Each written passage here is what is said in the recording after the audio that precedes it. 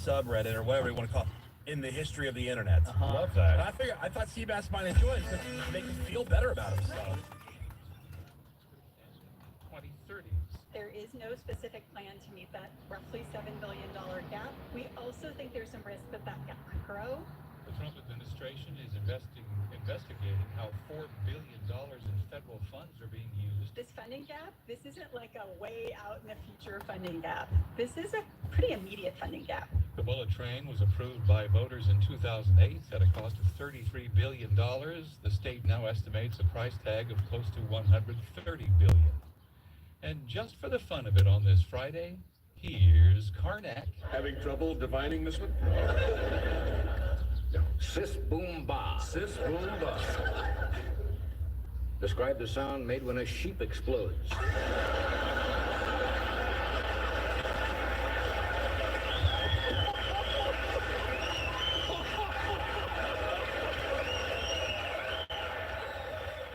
Johnny Carson and Ed McMahon on The Tonight Show, August 5th. That is one of the best ones Saludos, ever. saludos, buenos días. Oh my God. It's still good. Since 1981, people have been laughing at that. Wow.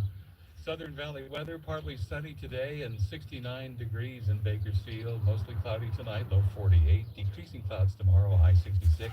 Sunshine with some clouds in the Kern River Valley today. High in Lake Isabella, around 58. Cloudy overnight, 41. Sunny tomorrow, high 58. Sunny also in Mojave today, high 65. Partly cloudy tonight, low 42. Sunny on Saturday, high 68. Today's air quality index good at 44. Right now, 55 degrees at 8:55. Your weekend filled with laughter. I'm Jeff Lamucci for Bakersfield's news leader, KUZZ.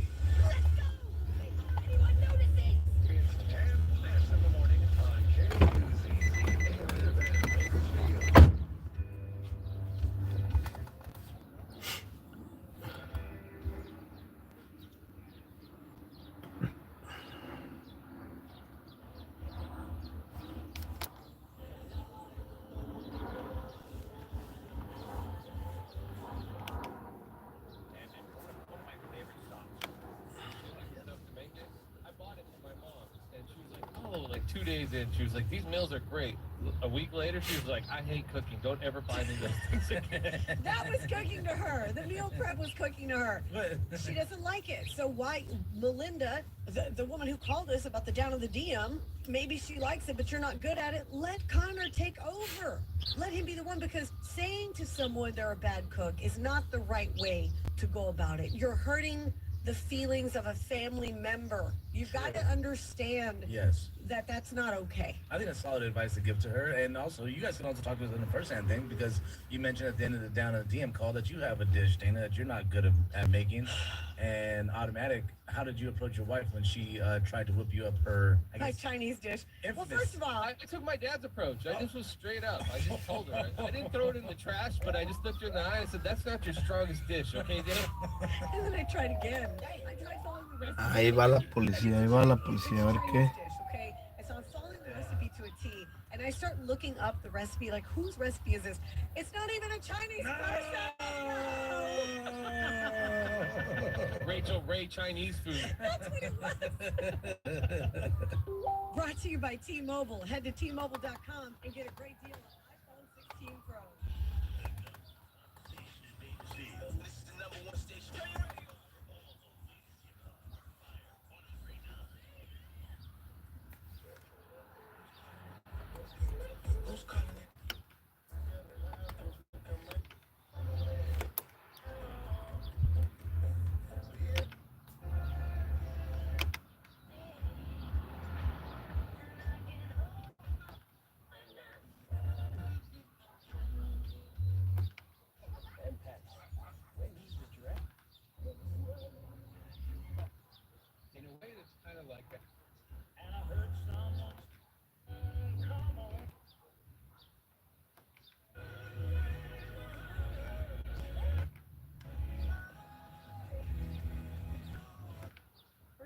By 3 high school friends 30 years ago.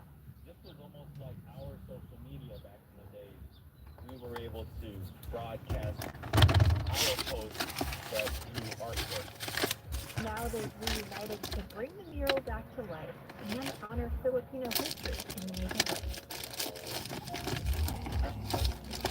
Thanks, Sasha. Tune into this week's California Report magazine broadcast on the radio station, and that is the California Report for Friday, March 28th. We're a production of KQED Public Radio. Our engineers are Christopher Riley, Danny Bringer, Brendan Willard, and Lucille Moore. Our producers are Holly J. McDee, Billy Cruz, and Keith Mizuguchi. Our senior editor is Angela Brow. I'm your host, Saul Gonzalez. Thanks so much for listening, and have a great weekend. Thank you.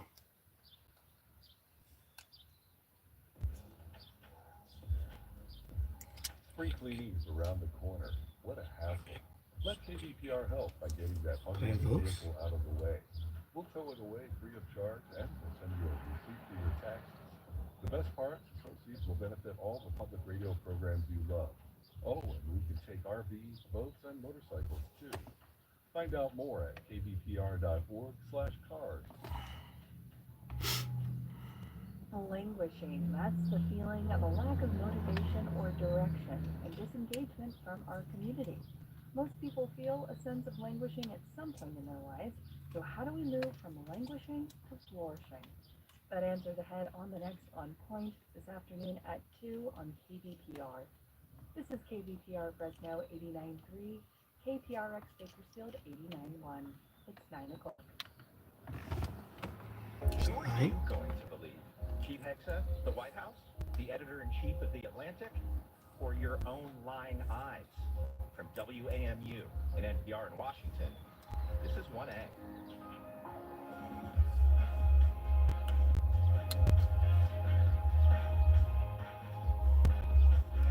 Hi, I'm Todd Zwillick. We often promise here on the Friday News Roundup to focus on the signal, not the noise. This week, focusing on anything but the signal. Pretty hard, but there is other news too. The president has made his biggest bet yet on tariffs. More college students are facing a crackdown for their pro-Gaza protests.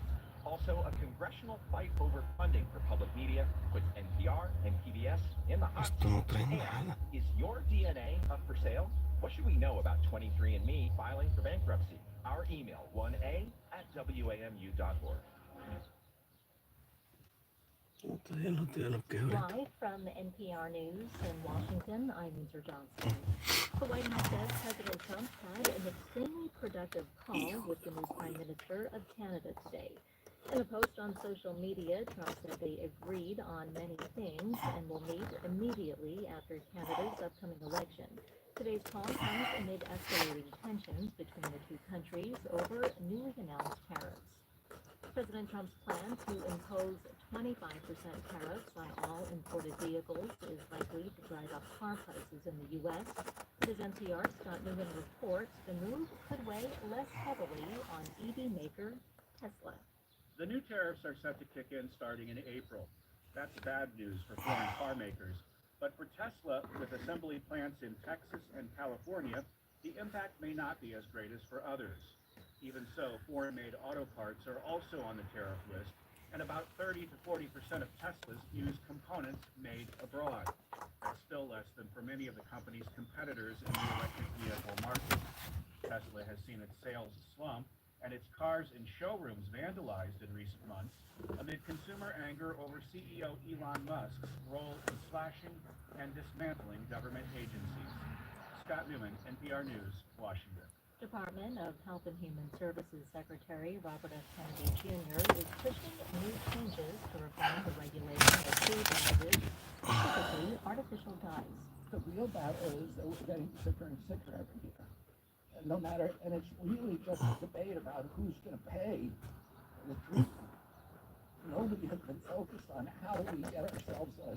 Some of the foods that are being targeted include brightly colored candies, cereals, especially those marketed to kids, cookies, chips, and soft drinks. The governor of Montana has signed legislation that restricts transgender people's access to public accommodations and school sports. Radio's Haley Raybar reports. Republican Governor Greg Gianforte signed a law requiring Hello. Buenos días. like vacuums necessarily productive anatomy. Otherwise, these are civilly liable for enforcing the law immediately. The law.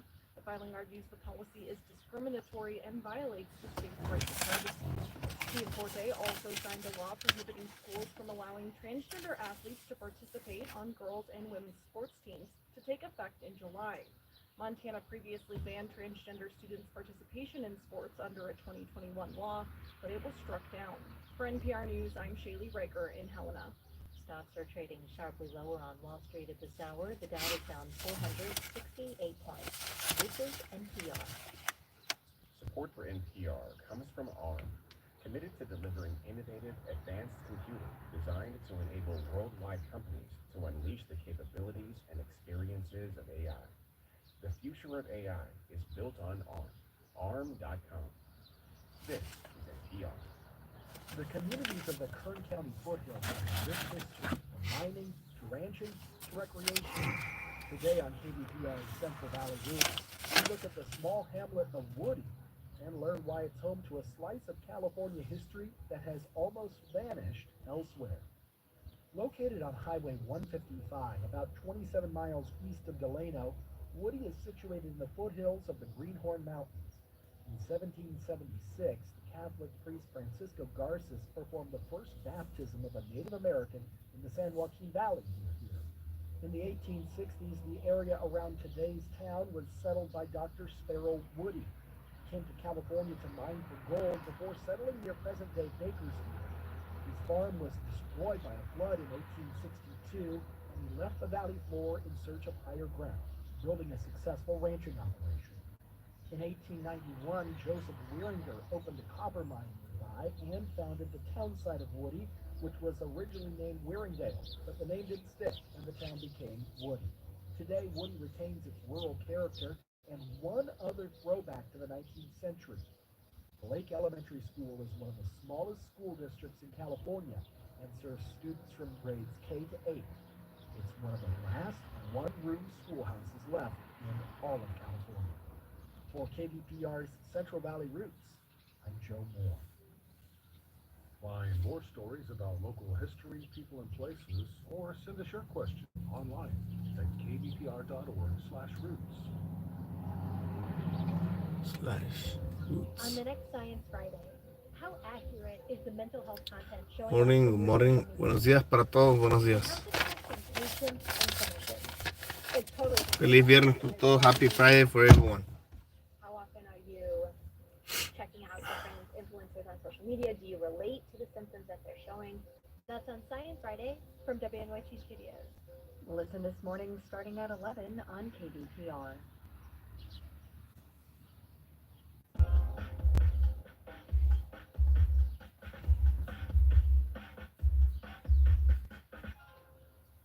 I'm Todd Zwillick, and it's the 1A Friday News Roundup. Now, here in Washington, things have turned Orwellian. The White House is trying to downplay this week's biggest story. Administration officials say you, the public, shouldn't be concerned about national security officials planning a secret military operation with troops in harm's way on a signaled group chat. The president says press reaction is part of another witch hunt. It's not. The White House press secretary called the reporter who broke the story after the national security advisor invited him on the chat discredited. She says that reporter works for a magazine that is, quote, failing. Jeffrey Goldberg is not discredited. The Atlantic is not failing. Who better to break down the doublespeak and so much more than our fantastic panel on the roundup this week? Steve Clements is the founding editor at the Washington Note. Hi, Steve. Great to be with you. Great to have you. Arthur Delaney is here in the studio, senior. Good to be here. And welcome to a new voice on the Friday Roundup, a longtime colleague, Jennifer Belowy, senior reporter at Bloomberg News. Hi, Jennifer. Hi, it's great to be here. Great to have you here, too. Lovely to have you all, and glad that you're here to guide us through this head-spinning week. After spending days denying it, and despite evidence from the Atlantic, Trump's national security advisor, Michael Waltz, owned up, sort of, to adding Atlantic editor-in-chief Jeffrey Goldberg to the War Plans chat in an interview with Fox's Laura Ingraham on Wednesday. I take full responsibility. I built the group, and my job is to make sure everything's coordinated. But how does that number? I mean, I don't mean to be pedantic here, but how does the number? Have you ever had somebody's contact that shows their name, and then you have somebody else's number there? Make those mistakes. Right? You got somebody else's number on someone else's contact. So of course I didn't see this loser in the group. It looked like someone else. This loser. President Trump is standing by his national security advisor. Trump has repeatedly downplayed the security breach as a hoax or as no big deal or a minor tech bug. He suggests his signal might be defective, Arthur, which it is not. What's the crux of Buenos días. Transmitiendo desde el domicilio conocido. not really realizing a reporter is on the group? Morning for everyone. Feliz viernes. Happy Friday para todos. All of those things bring us up to speed. It's a scandal that contains multitudes. There's the amazingly stupid response where they tried to say the reporter might have snuck into it, or that he's a hack of some sort.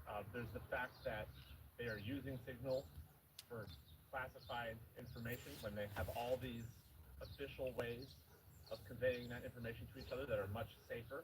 They invited a journalist to it and let him not only see a debate among top officials about whether to do this military strike and its potential geopolitical implications, but also operational details, hours in advance.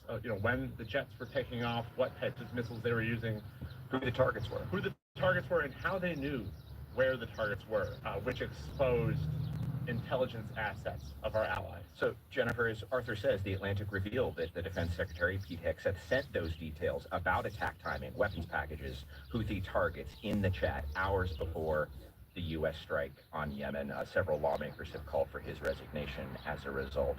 Why would this kind of information be shared in a third-party app chat like this anyway? What were they doing on this app? Why were they doing this and talking about this stuff there?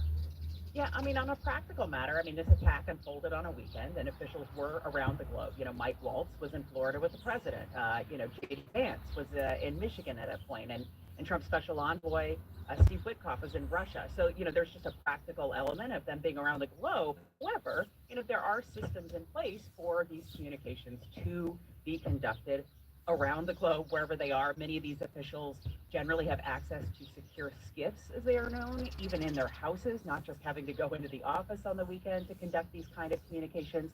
But look, the administration has defended the use of signal in some cases, saying, look, it had been authorized for use with some information in the past. The U.S. government actually, actively encouraged its use of encrypted messaging services last year after the Chinese intrusion on mobile networks had been disclosed. But not for classified discussions. Right, and that's where this is obviously distinct. The administration is taking issue with the notion of this being classified. Right, we'll talk about that. Jennifer, you mentioned something that we're going to put a pin in because we're going to come back to it. Steve Witkoff, the president's envoy, was in Russia while he was doing this. Maybe that's important. We'll come back to it. Or Steve, maybe you want to speak to it. How have members of the international community responded to the signal chat? Well, we'll just go quick with that. One of those sidebars, I happen to know the CEO of Signal, Meredith Whitaker, and she's always reminding people that Signal is a nonprofit organization. So it'd be interesting to know if any of the users on this Signal chat were actually donors to the platform.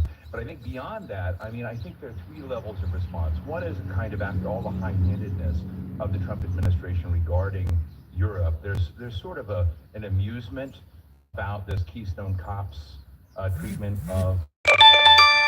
On the other hand, our closest allies are in real shock. Particularly members of the Five Eyes. England, New Zealand, Australia, Canada, who share our closest secrets and receive our closest secrets from them about whether America is a trusted ally when it comes to the deepest forms of intelligence anymore. And I think the other element of it is the palpable disdain for Europe that was very clear in the Vice President and the Defense Secretary's comments. The Defense Secretary almost sounds like a frat kid, where he's, basically agreeing with the Vice President that he says he doesn't want to bail out Europe again without them doing anything. And the Defense Secretary says, I fully share your loathing of European freeloading, and then in capital letters writes, it's pathetic. And so to see that in script that they have written shows how loaded the animus is of this White House towards Europe. And I think that is something. Now, most leaders are looking beyond it officially, but privately they're all very worried. Now, several members of that group chat testified this week in front of the Senate Intelligence Committee open hearing previously scheduled for when the Atlantic story came out. Virginia Democratic Senator Mark Warner had this to say to the Director of National Intelligence, Tulsi Gabbard, and the CIA Director, John Ratcliffe, who were both in the chat. If this was the case of a military officer or an intelligence officer and they had this kind of behavior, they would be fired. Arthur, Senator Warner is talking about a double standard there and accountability. Absolutely, and the takeaway from these hearings, Tulsi Gabbard, the DNI, and John Ratcliffe, the CIA director, basically acknowledged that, yeah, we were on this chat, but there was no classified information, so it was okay. Tulsi Gabbard changed her story several times over 2 days of testimony about whether there was classified information, whether weapons were discussed, and some other things too. Right, so, but a continuous, there may have been shifting of the goalposts, but essentially what they're saying is it's not a big deal. The the attack plans or war plans were not revealed.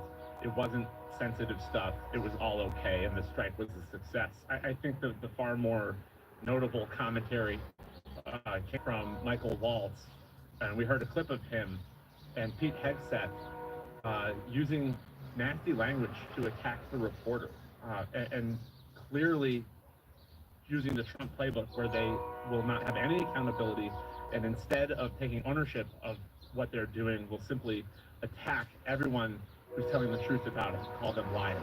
Steve, the claim that no classified information was shared in the chat, can you, there's a semantic difference here. You can label something classified or not if you have the authority to do so. What's the difference between something that's classified and something you should just never, ever talk about outside of secure channels, regardless of the label? Well, I think the difference in this case is when lies are, I don't want to defend the notion that you shouldn't, that one is better than the other, that somehow secret classified information, of which this clearly was part. I think it's very important to understand structurally that some of the information that Defense Secretary Hegseth posted had to be typed in by him. So for the world who does not know how this works, the ecosystem of the way secrets are managed is one that is highly secure. There's probably a server in Hegseth's home that is drilled in, hardwired, and it is impossible from this what's called a high system to easily move. You cannot cut and paste information from that world over into a low system, which would be Signal. And so he would have had to type information from the classified network into the so-called low network. So he was making a decision, if he has that authority, to move from one to the other. So if you want to call one whether or not all war plans were good, there were pieces of what would have normally been considered top secret classified information that made its way into an unsecure system. And I think that's what's going on there, in addition to the other soft material that you can say is not highly classified. Jennifer, I promised to come back to it. Tulsi Gabbard was asked in those hearings if she was on her personal phone while overseas during the chat. She refused to answer. And something you said a minute ago, Steve Witkoff, the White House envoy, was in Moscow while this chat was going on. What are the implications of that?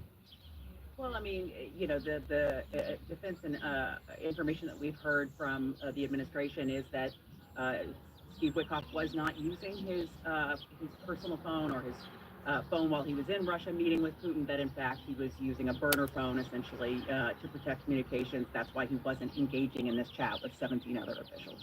Steve, can the Russians still read your phone even if you're not on it in the Kremlin, if you're in Moscow? Can, and we can theirs too. Remember the capacities that Russia, China have, and both of them do. There's one person that said out there, hey, maybe we're doing on this purpose to build confidence so that they know what we're doing and understand where we're going. I don't believe that, but yes, we have to assume that they're reading everything that is written on this phone. That's Steve Clements, founding editor at the Washington News. Arthur Delaney is here, Jen DeLoey from Bloomberg. Up next, a legal shot across the bow from the Attorney General that a lot of people see as further evidence of a threat to our system of checks and balances. And the Friday News Quiz is coming up. I'm Todd Zwillick. This is 1A from WAMU and NPR.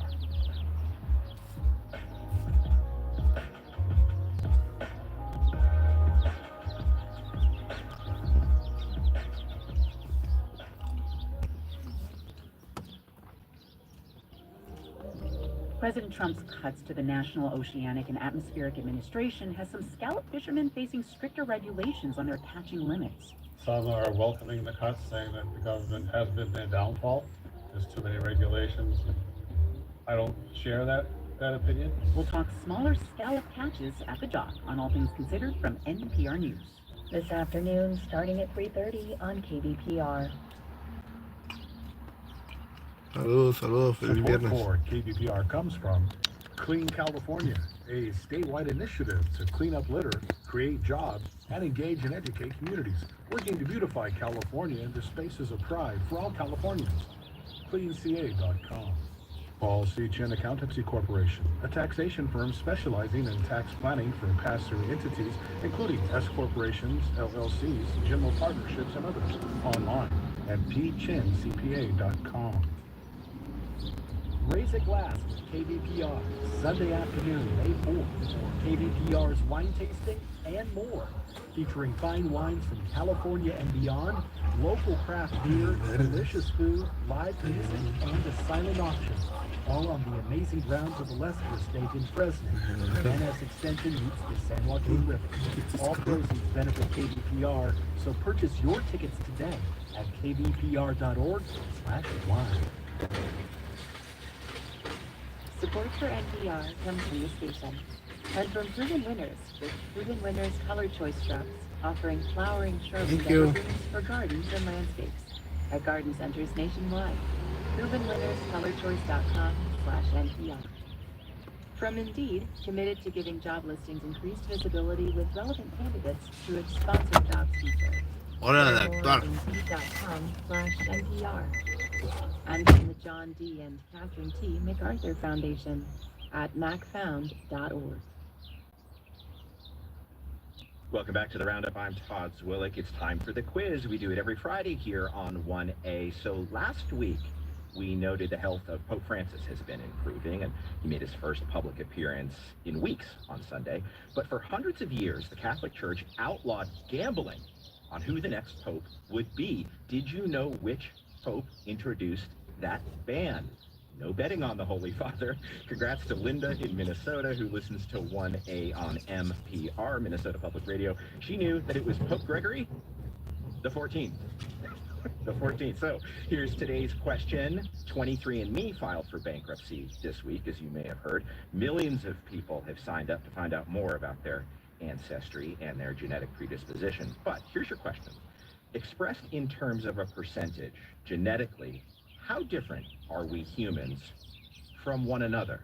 Again, expressed in a percentage, how different are we humans from one another on the genetic level? Leave us your answer using the 1A Vox Pop app or visit today's show page at the 1A.org. We're accepting entries until midnight on Sunday night. And as always, good luck.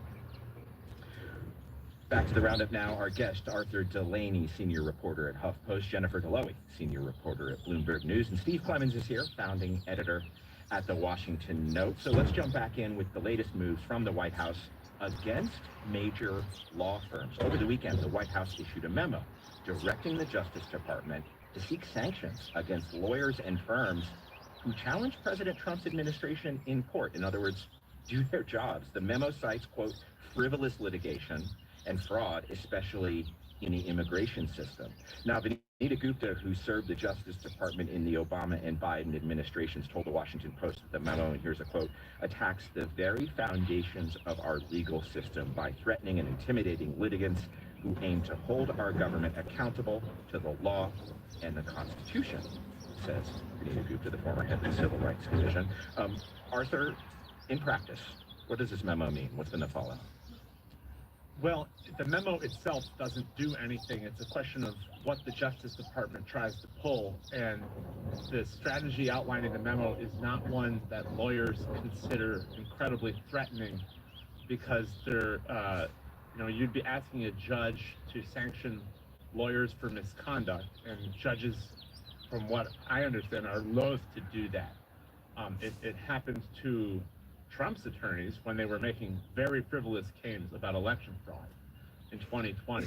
But other than that, it's not all that common. And so people think that even though this is an obviously chilling and unconstitutional threat against other branches of government and the people who use them to challenge the administration, that practically it might not have all that big an impact. But it's happening at the same time that they're actually using other levers of power to try to crush firms that have Right, so supported Trump. outside the memo, you say no practical effect, but we've also heard, and it was last week, that major law firms like Perkins Coie, who does business in Washington holding the government accountable for clients, cut a deal with Donald Trump and agreed to give him $40 million worth of free service to mollify him. It's getting real out there. These letters, these executive actions against firms, disallowing attorneys from having security clearances, you wouldn't think that this is going to crush their business. But in fact, that's what they say it does, because it causes their clients to get scared and say, well, if you're not able to hold a security clearance or even enter a government building, how are you going to be an effective lawyer for me? Feliz viernes, saludos para todos. Happy Friday for everyone. And, standing up to the administration, they're folding, and it's an ominous sign. Steve Clemens, I don't want to be cute, but isn't there something in the First Amendment about citizens having the right to petition the government for a redress of grievances? Yes. And I think that what is kind of ominous right now, and I think it's important to understand, is you see an assertion of power, an assertion of orthodoxies, an assertion of, a certain, way to see things and do things. And Echándome un café, mi gente. Aquí nomás, vamos a echar un cafecito, miren. Un café. The sky was sunny. It's, meant to be fought over when the weather is bad. And the weather is bad right now. And I think one of the things that's really interesting is to watch the number of institutions and players that are acquiescing to the erosion of their rights. There are some pushing back, but it's not nearly as much as one would think in the United States of America. We're going to be talking more and digging deeper into this story on Monday's program here on 1A. If you're a legal professional, what do you think of President Trump's recent challenges to the judiciary and to private law firms? What importance does the legal system have in checking the president's power and preserving democracy? We want your views. Give us a call, 855-236-1212, or you can send us an audio file with our app, 1A Box Pop, and we'll share some of your stories here on the show on Monday.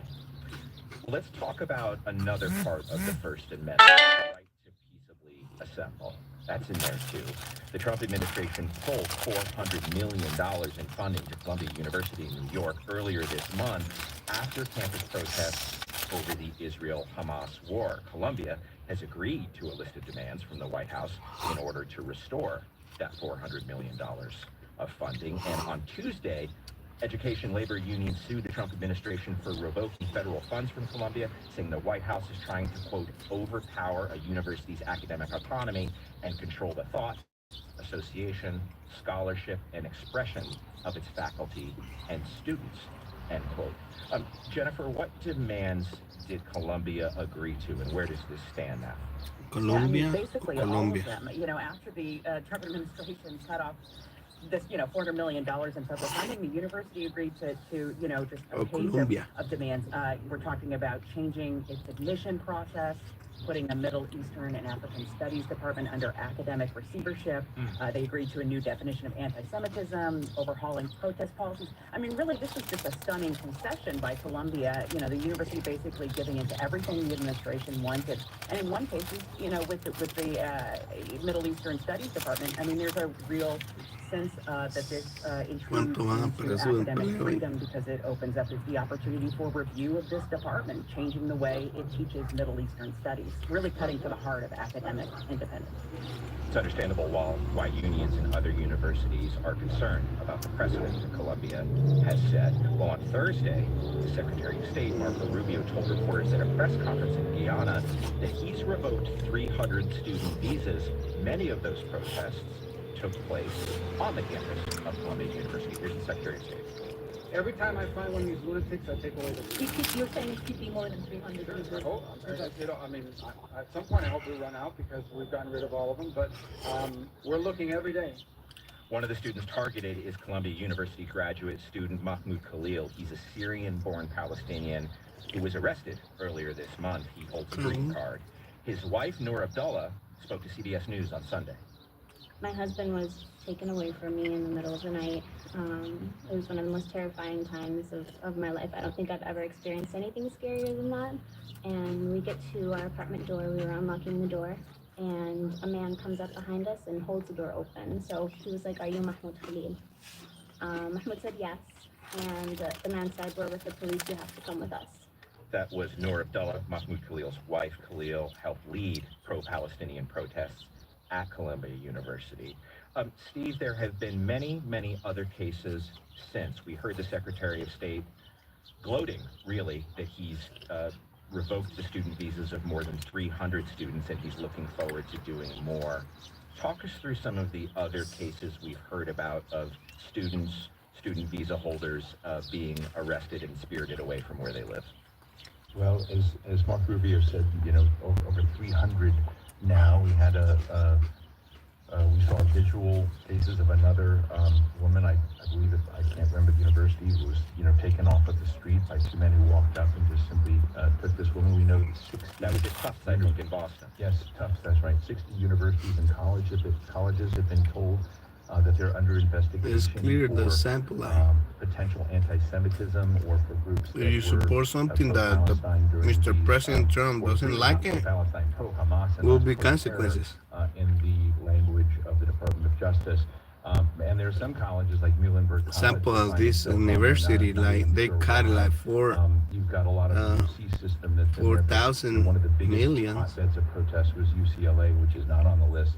So you see a kind of haphazard list of colleges and universities, and it's chilling to look at it because we've always looked at universities as a place where free speech is a constitutional right in America, but it's even stronger and glows, more brightly at American universities that are constantly debating things. But many universities have been challenged, and as we've seen some places begin canceling events, scrubbing websites, and this isn't just about the conflict in Gaza or the activities around Israel-Palestine issues. It's also over DEI programs. It's also over the inclusion of transgender athletes in programs and whether universities are complying. So there's a broad attack and challenge of the American university establishment, and not as many pushbacks as one might have expected. The Association of American University Professors is one organization which is suing and trying to protect those rights, but it's a messy picture. There is that lawsuit that Steve Clemens just mentioned. Correct. Arthur, the administration and the Secretary of State, as we just heard, makes the point that visas are a privilege. If you come to the country and you support a designated terrorist group like Hamas, I'm going to take your visa. I can and I will. But has the administration made the case that these protesters who've written op-eds or stood in the campus square with protest signs or led protests, that they've actually made public statements or taken action supporting a terrorist group? Have they bothered to make that case that that's what's actually going on versus pro-Palestinian protests? No, they're not. I mean, they're openly admitting, first of all, that these people have If not you give committed the terrorism. visa now, you're taking them. And second of all, they say we With a have the social authority impact, to revoke visas for it will people reveal. who actively support terrorist organizations. No, they're not saying that these people have provided material support for terrorist organizations. They're not even saying that these people have actually supported the organization. They're just inferring that from the pro-Palestine nature of their speech and protest. So Or the anti-Israel nature of their speech, which again is speech, whether you agree with it or not. That's right, and so it's pretty chilling. They're going after non-citizens, but also green card holders who are lawful permanent residents of this country. In Mahmoud Khalil's case, because he's married to a U.S. citizen. That's Arthur Delaney of HuffPost. Steve Clemens is here, founding editor at the Washington Note, and Bloomberg's Jennifer Delowy. I'm Todd Zwilling. They can lose the visa when they came here if the speak up as protesters outside the university or whatever. I'm not agree on that. ambassador They're to the acting United like Nations. They idiots. withdrew that nomination. Jennifer Delowy, why did the White House back off of Elise Stefanik? They love her. She's a MAGA cheerleader. Yeah, but votes matter, and in the House, Republicans simply just don't have a comfortable enough margin to reliably push through Trump's agenda. So, you know, to take this job as U.S. ambassador to the UN, Representative Stefanik would be forfeiting her seat in the House. And more importantly, for the Republican Party and for Trump, it would mean one last GOP member in that chamber at a time when, you know, they have an unbelievably thin margin of just 5 seats. You know, that doesn't allow for many Republican defections on key votes to get legislation through, particularly, you know, Trump priorities around taxes and immigration. So there are 2 vacant Republican seats, and there's a special election for those on Tuesday, and they're in Florida for Mike Waltz and Matt Gaetz. And Mike Waltz, the national security advisor, the signal guy. the emoji fist, flag, and fire sender. And they're starting to be worried about these seats due to the seeming momentum of liberal protests and also some concerning polling in one of those races. And so if Stefanik were to vacate her seat, Trump himself actually alluded to be worrying about holding it with some other Republican running. So there's a recognition that stuff they're doing isn't that popular, or at least that if they were to have a poor showing in these seats, it would be very politically damaging. And obviously they have a tiny margin in the House, and it just doesn't help. And as they look around the country, Arthur, it's not only Florida. In Pennsylvania this week, there was an election for a state Senate seat, but a Democrat won that seat in a district that Donald Trump won by 15 points in November. Republicans are having just bad electoral vibes right now. We'll have to wait and see what happens with these. I don't want to oversell it for Democrats. Well, staying in Congress, the spotlight fell on PBS and NPR on Wednesday. President and Chief Executive of NPR, Catherine If the Marr, students were and on a PBS protesters CEO Paula Kerger against testified before the House Oversight Subcommittee on delivering Israel government efficiency. or That hearing was chaired by any other group, Republican Marjorie Taylor Greene. the government For pointed. far too long, federal taxpayers have been That's forced to why fund they, biased news. This I needs don't to know, come it's to an end, complicated. and it needs to come to an end now. Donald Trump took up the cause later in the day. This Actually, in the administration small hours is of not Thursday good. morning, he posted on social media, Republicans don't miss this opportunity to rid our country of this giant scam, both being arms of the radical left Democrat Party. Steve, this isn't the first time Republicans have come after public media's funding. But what about now? Is public media funding in danger this time? Well, it's in big danger, in my view, because it has been on Donald Trump's wish list every single year of his previous presidency to cut and slash the Corporation for Public Broadcasting and to go after basically public radio and public TV. And now he controls Congress. So there is a big, so, you know, Sesame Street is in trouble. You know, Big Bird and Elmo and others are looked at as part of the great liberal establishment and brainwashing kids about race and identity and inclusion. And so, yes, it's on the chopping block. And it's going to be interesting because, you know, in years past and it's not even just under Trump, we've had many other Republican administrations that have gone after public broadcasting. But I think in this process, you've always seen a groundswell come up. Well, the question is, in this environment where anyone who stands up to the president will pay a political price, when he controls both chambers of Congress, will this in fact go down this time? And I think it's going to be complicated. And I think Marjorie Taylor Greene, who is chairing this session, is going to make it very painful for the head of NPR and the head of PBS. Arthur, that hearing, which was made for the cameras, didn't get as much attention as you thought it might because of the signal scandal, but who left happy? The public media CEOs, Marjorie Taylor Greene? Well, Marjorie Taylor Greene, of course, is happy, but I mean, one reason not to be certain this will go down is that it's rural stations that benefit the most in this funding. The federal funding is a small portion overall of Corporation for Public Broadcasting. And many of those rural stations in the districts of Republican members, so that might be a factor when they decide how to vote. Arthur Delaney is here, Steve Clemens, and Jennifer Delowy. Hey, baseball's back, but life is looking different for the Tampa Bay Rays and the Athletics. The A's are playing in a minor league stadium. They're squatting in West Sacramento while they build a new stadium in Las Vegas. And meanwhile, the Rays in Florida, Their new home is the George M. Saludos, saludos. Feliz viernes para todos. Happy Friday for everyone.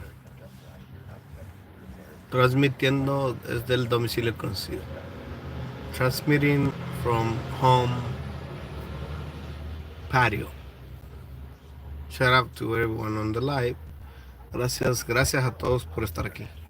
Estoy escuchando un poco de noticias. I'm listening some broadcast news. Affecting millions in Myanmar and Thailand, and more on that secret group chat that laid bare the Trump team's contempt for our European allies.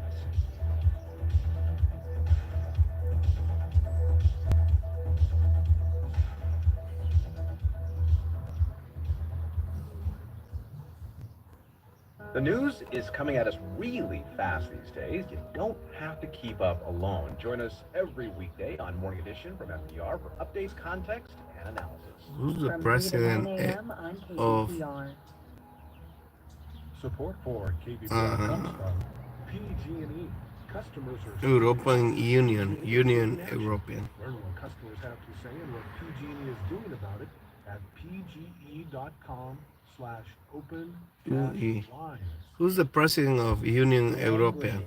A disengagement from community, a lack of direction. They don't have A no lot of people felt like they were languishing during the president pandemic now, lockdown. but they will. Something was taken from them without They will their have. permission. Things like purpose, belonging, and contribution. So how do we get that something back? I'm Meghna Chakrabarty, moving from languishing to flourishing. That's on the next On Point. This afternoon at 2 on KBPR. Support for NPR comes from the station and from BetterHelp, committed to helping clients with issues ranging from relationship challenges and goal setting to grief and depression. Learn more at betterhelp.com/trouble. From Moderna, committed to protecting people from COVID-19. The CDC recommends getting a second dose of this season's COVID-19 vaccine for those 65 and older. Doctors can advise about getting a second dose. And from listeners like you who donate to this NPR station. Welcome back to 1A. I'm Todd Willick. We'll get back to the roundup in just a moment. But first, we'd love your help with an upcoming show on our feathered friends. There's a new report out that shows that bird populations have suffered major losses since the 1970s, and that over 200 species of birds are in need of conservation help. That's prompted wider concerns about the state of various ecosystems and habitats. But there is a bright spot. The report also finds that citizen science efforts, including use of apps like Cornell University's eBird, have significantly contributed to monitoring bird populations across the United States. So, are you a birder? What got you into the hobby, and what has it meant for you? Leave us a voicemail, 855-236-1212. That's 855-236-1212. You can leave a message with our app, 1A Vox Pop. I would say you can tweet us. Not call that, I guess I can't say tweet us, huh? I guess I can't. I won't. We'll share your bird stories here on the show on Tuesday. Make sure you join us for that. It's the Friday News Roundup. I'm Todd Zwillick. Our guests this week, Bloomberg's Jennifer Delowy, our HuffPost's Arthur Delaney, and Steve Clemens, founding editor at the Washington Note. All right, gang, let's turn to some major news regarding the future of public health here in the United States. On Thursday, the Department of Health and Human Services, Undersecretary RFK Jr., said it plans to cut a quarter of its workforce. 10,000 of those employees will be laid off, while they hope the remaining 10,000 staffers will take buyouts or retire early. HHS oversees agencies like the Centers for Disease Control and the Food and Drug Administration and Medicare and Medicaid and a whole lot more. Most of the department's $2 trillion budget passes through as Medicare and Medicaid benefits. A quarter of... Okay, you're gonna fire people from that agency? It's little appreciated government servants who do stuff that everybody really likes and that is useful.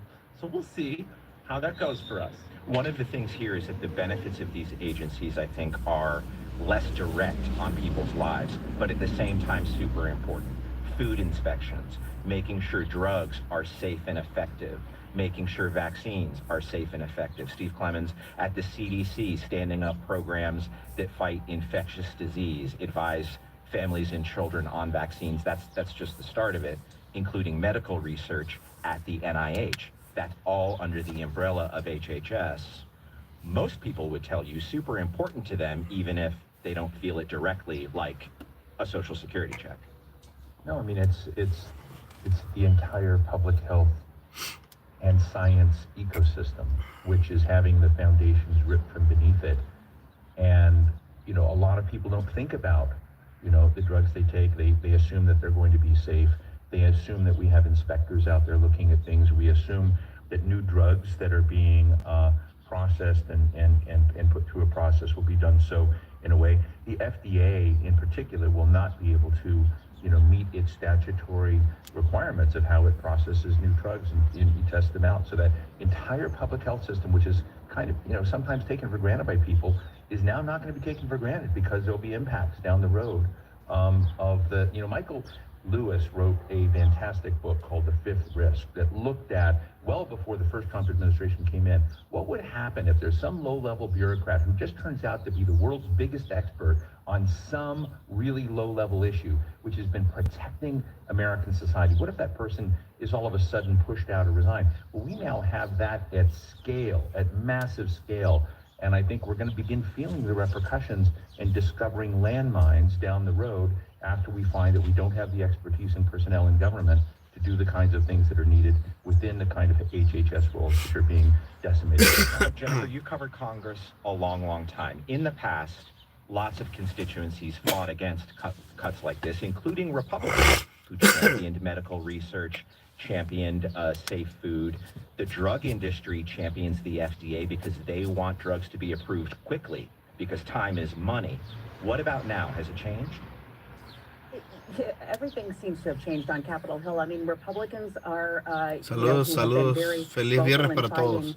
Cuts to these areas in the past, or really fighting moves by the executive branch, even under Republicans, have really quelled their criticism, their public criticism this time around. I mean, we don't, you know, there's obviously concern among Republican lawmakers about being called out by President Donald Trump for being, you know, an inadequate supporter of his initiatives and the cause, and that fear is pervasive, and it's across the Hill. So that's chilling a lot of the Saludos, feliz viernes para todos. To find, you know, maybe that will change over time, but right now that's where we are. Well, earlier this year, we talked about both how the Department of Health and Human Services works and what cuts to research funding for the National Institutes of Health, which is part of HHS, means for the future of biomedical research, prevention, and cures. And you can find that conversation on our website. That's at 1a.org. Well, the nation's major public health agency, the CDC, is pulling back over $11 billion for state and community health departments and non-government organizations in response to the COVID-19 pandemic. That's according to the Department of Health and Human Services. Just one more data point about cuts and pullbacks in the public health role at HHS, including the Centers for Disease Control. Meanwhile, the battle continues over how much power DOJ can wield within the federal government. On Monday, a federal judge temporarily blocked DOJ staffers from accessing sensitive data on tens of millions of Americans at federal agencies, including the Department of Education, the Treasury, Office of Personnel Management. That lawsuit was spearheaded by several labor unions, and it claimed that the Trump administration violated federal privacy laws when it gave DOJ staffers access to systems containing the personal information of Americans without their consent.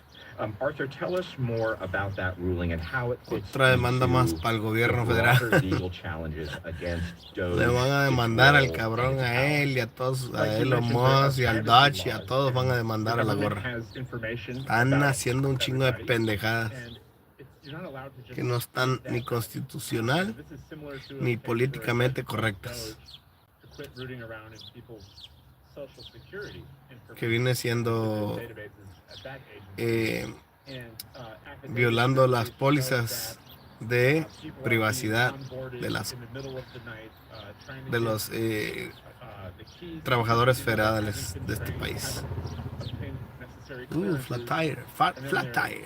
downloading information or You have a remote flat access tire, my friend. calling software, looking at it inside the offices of other agencies with who knows else who's in the room who may not have the necessary qualifications or clearances to look at that information. So it's really sketchy, it's really slapdash, and the court cases, I mean, it's an ongoing hustle, and we don't know how it will shake out. Well, speaking of Social Security, this month, that agency's website crashed 4 times in 10 days due to overloaded servers, and as a result, millions of Americans who rely on Social Security were unable to Tenemos access Trash what's going Think. on at the Social Security Administration right now. Well, DOJ's come in and slashed personnel. It is slashing field offices. 47 field offices have been slated for closure. And we now have Social Security officials, high-level officials, manning phones because of the anxiety that Social Security recipients have about their benefits and what's going on, and the lack of transparency, essentially. And as you said, the breakdown of the website has created this fervor of concern, and you don't have, and people have been laid off, and there's sort of a mass crazy confusion about the situation, not only among the recipients, but even among the Republican Senate stakeholders in these issues, like Senator Chuck Grassley and Senator Steve Daines and Bill Cassidy, who said they've not ever received any heads up from the Social Security Administration on any of these things going on. And this is a Chuck Grassley, Senator Grassley, who said Elon Musk has no real power.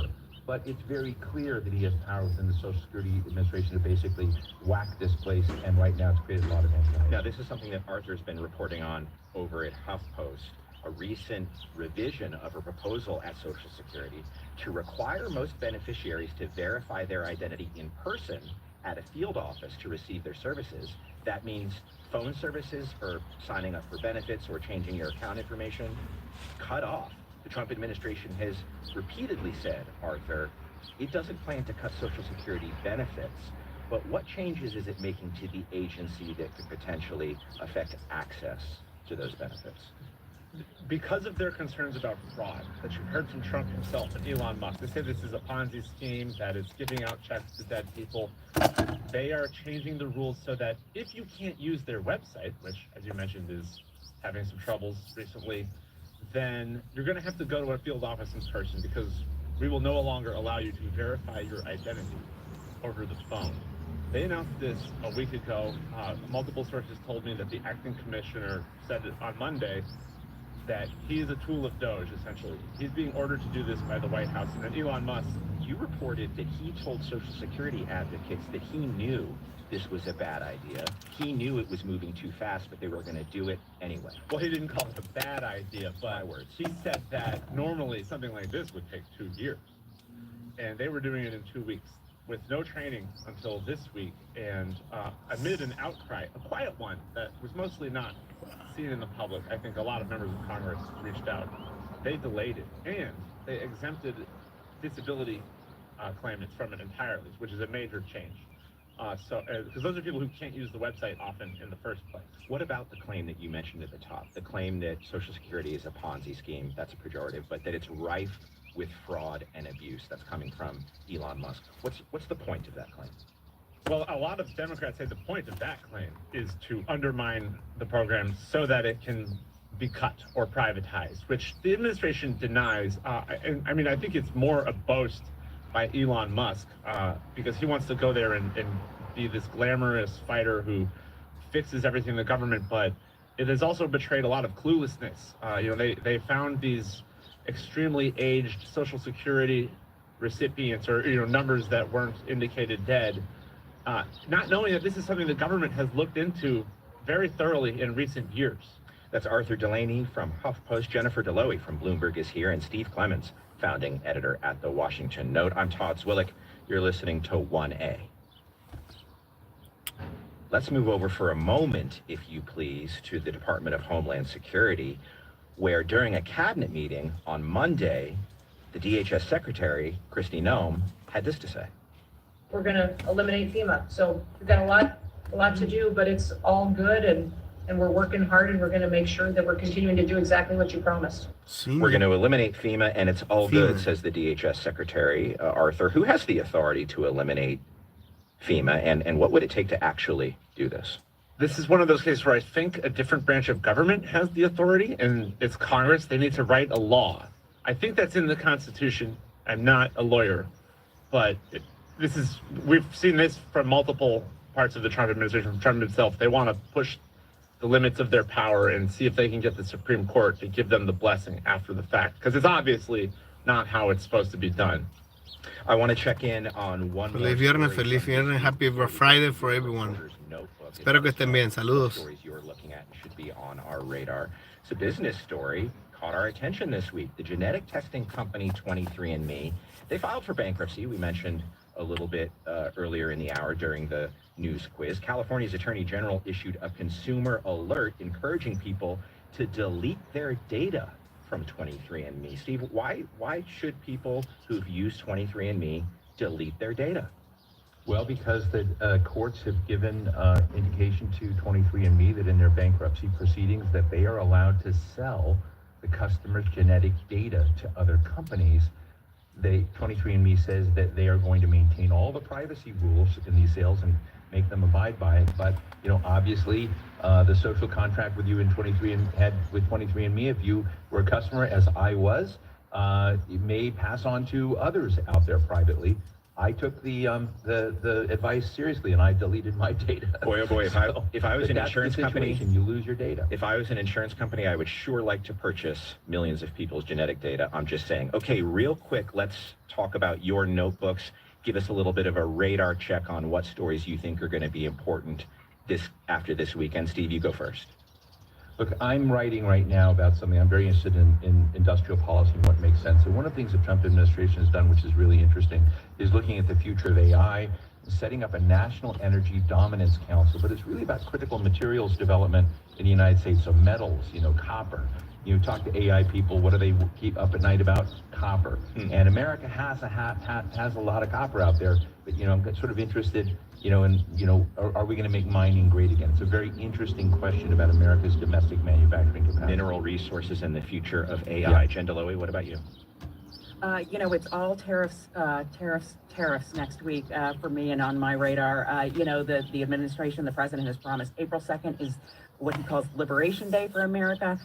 He's planning reciprocal tariffs on countries that matches the tariffs they charge on American goods and the other impositions they put on American goods. And of course, we're also expecting other tariffs on things like chips and drugs and lumber. It's a really big economic move, and we are watching for how that shapes up. 25% tariffs on imported cars and car parts go into effect next week, as Jennifer Delowy says. Arthur. Elon Musk says their changes at Social Security will give Americans more Social Security. How is that possible? I will find out. What does he mean? I don't know. I think he means that if they stop fraudsters from stealing your benefits, then you will have more. Although it's not clear how much is actually, they've said that what they're doing will cause less to be spent, which means the opposite of more. And that was after billionaire Elon Musk told millionaire Joe Rogan on Rogan's podcast, as you said earlier, that Social Security is, quote, a Ponzi scheme. Some mixed messages here.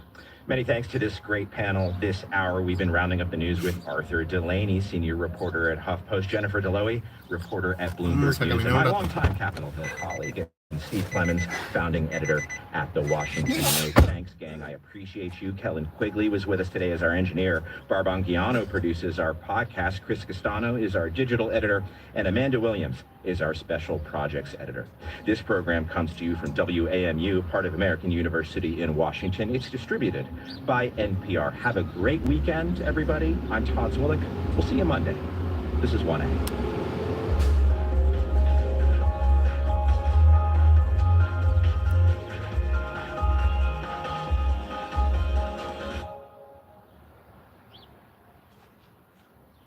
Support for NPR comes from this station and from CFP, Certified Financial Planner Professionals, committed to acting in their clients' best interests. Learn more at letsmakeaplan.org. From Indeed, committed to giving job listings increased visibility with relevant candidates through its sponsored jobs feature. Learn more at Indeed.com/NPR. And from the Skoll Foundation, dedicated to powering social innovators to transform the world. Learn more at skull.org. Quick science refresher, all right? When organic material gets put into landfills, it makes methane, which is a more potent greenhouse gas, as you probably know, than CO2. Getting stuff that rots out of landfills is a very cheap way to quickly reduce carbon emissions. I'm Kai Rizal Composting as a company. It's time on Marketplace. This afternoon, starting at 3 on KVPR 89.3 and 89.1. Support for KVPR comes from Community Health System, honoring the dedication of doctors and their daily commitment to improve health in the Valley. Community Health System thanks all doctors and wishes them a happy Doctors' Day. In 2015, 1 million migrants clambered onto small boats and tried to make it to Greece. Many didn't make it. We saw this terrible sight of hundreds of orange and blue life jackets out in these roiling seas. In her new book, Jean Carstensen tracked down survivors to hear their stories. Saturday on Weekend Edition from NPR News. Listen from 5 until 10 a.m. on KVPR 89.3 and 89.1. This is KVPR Fresno 89.3 and KPRX Bakersfield 89.1, NPR for Central California. Listen on your smart speaker, kvpr.org, and the KVPR app. A Black Sea truce, an earthquake felt across Asia, and a signal chat read all across the world. From WAMU and NPR in Washington, the Friday News Roundup on 1A.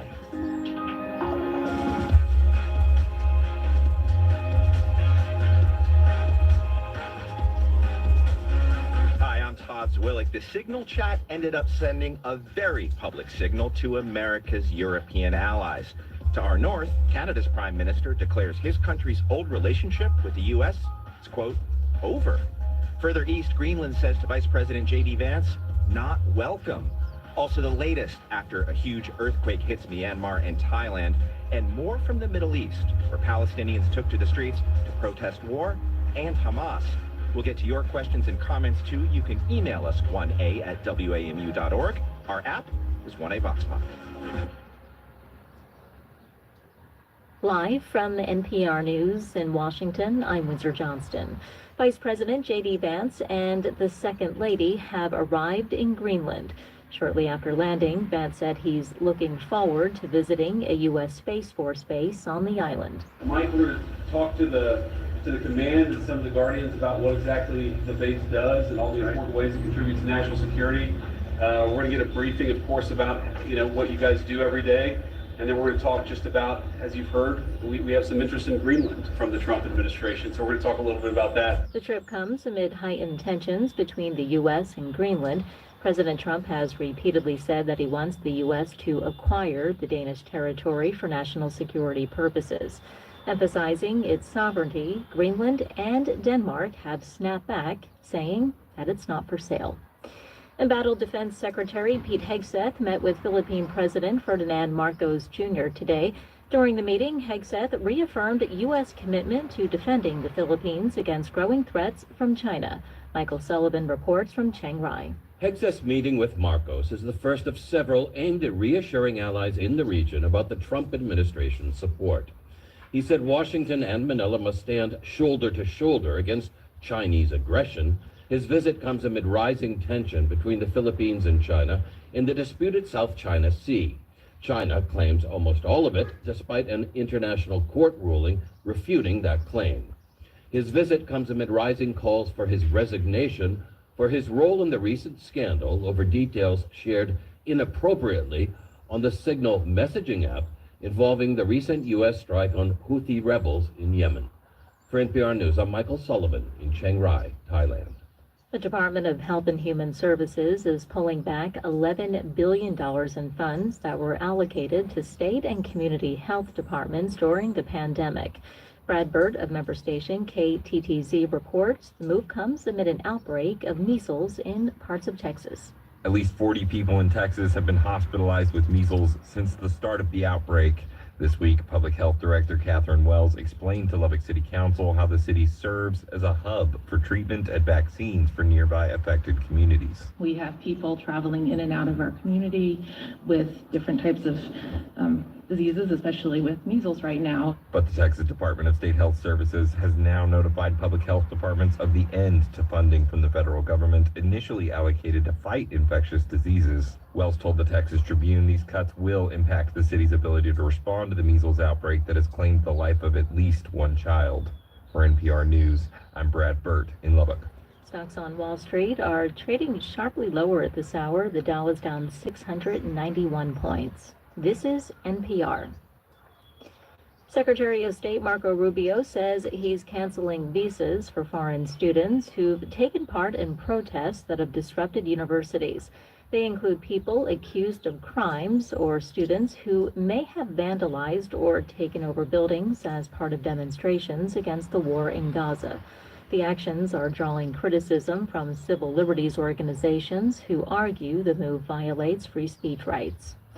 Thursday was opening day for 26 baseball teams as the new season gets underway. But for many who wanted to watch the games online, there was a bit of a problem.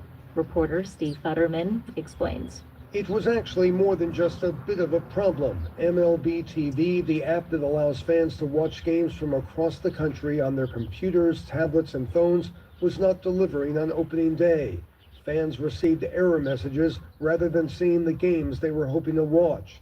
On social media sites, those impacted made their anger quite apparent, lashing out and complaining. The problems began to ease later in the day. The only comment from Major League Baseball came on a fan support site. It said, "We are aware of this issue and expect a resolution shortly." According to a site that tracks user gripes, in the first hour of the problems, there were more than 20,000 complaints. For NPR News, I'm Steve Futterman in Los Angeles. Stocks continue to plummet on Wall Street at this hour. The Dow is down 710 points, the Nasdaq down 462. This is NPR News. Support for NPR comes from NPR stations. Other contributors include Progressive. Progressive Commercial Auto Insurance protects the vehicles that work to keep small businesses moving forward, including protection while running errands and other tasks at progressivecommercial.com. On the next Science Friday, how accurate is the mental health content showing up in your social media feeds? And how's it affecting patients and clinicians? It's totally changed my practice. It has gotten me to ask the question up front. How often are you checking out different influencers on social media? Do you relate to the symptoms that they're showing? That's on Science Friday from WNYC Studios. Listen this morning starting at 11 on KVPR.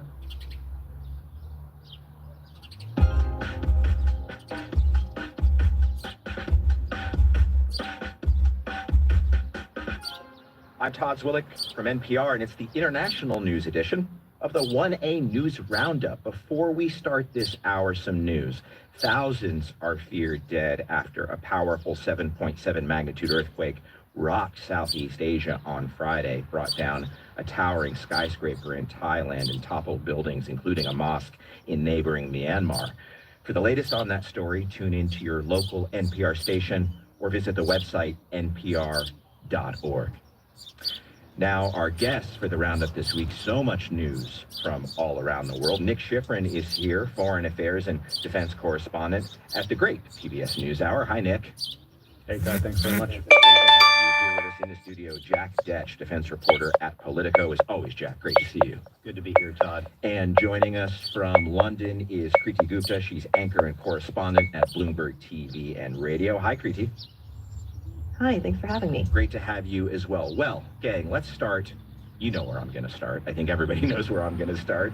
That American story that immediately became global news this week. That's the major security breach that the National Security Advisor caused when he accidentally added a U.S. journalist, Jeffrey Goldberg, to a Signal group chat with other top U.S. officials. Now, that chat included plans for military strikes against Houthis in Yemen, aiming to stop Houthi attacks on shipping lanes in the Red Sea. Now, we've talked a lot this week about the security risks of the Signal chat for the United States, But what about the implications for Europe? In that chat, Vice President J.D. Vance said that he hated, quote, bailing Europe out again with the strikes. The Defense Secretary, Pete Hegseth, replied, quote, I fully share your loathing of European freeloading.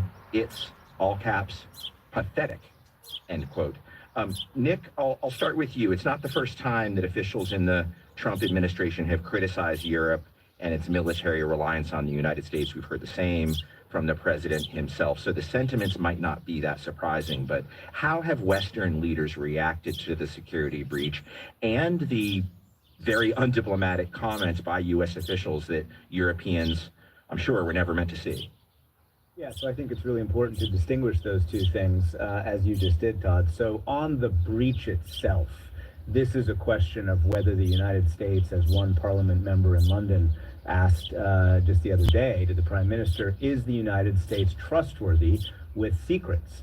The response from the Prime Minister, Starmer, says, we work with the U.S. every day. Unpicking our relations is neither responsible nor serious. So you see a British response that is in line with what the UK government is trying to continue with President Trump, which is a close relationship. But the Prime Minister of Canada, Mark Carney, who obviously is embroiled in the middle of a very public dispute with the United States government, says, quote, this is a serious, serious issue. All lessons must be taken.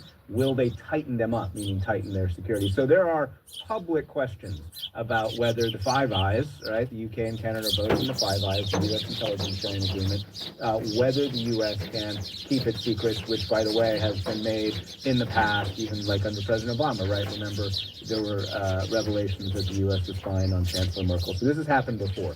But what you identified before, Todd, is absolutely critical, the strategic context. There are European officials who I've talked to ever since January 20th who have hoped that this was a campaign of pressure, whether it came from the vice president or the defense secretary or the president. They were hoping that, okay, maybe they don't really hate us, that they just want some extractions from the EU on trade. This signal chat reveals, no. This is not about pressure. This is about a genuine ideology that believes, in Hegseth's words, it's, quote, pathetic, and that has proven to them once and again that the U.S. is not going to be the same ally as it has been. Well, if you had any questions about the ideology from J.D. Vance and other Trump officials when it comes to Western Europe, I submit this. J.D. Vance back at the Munich Security Conference in February.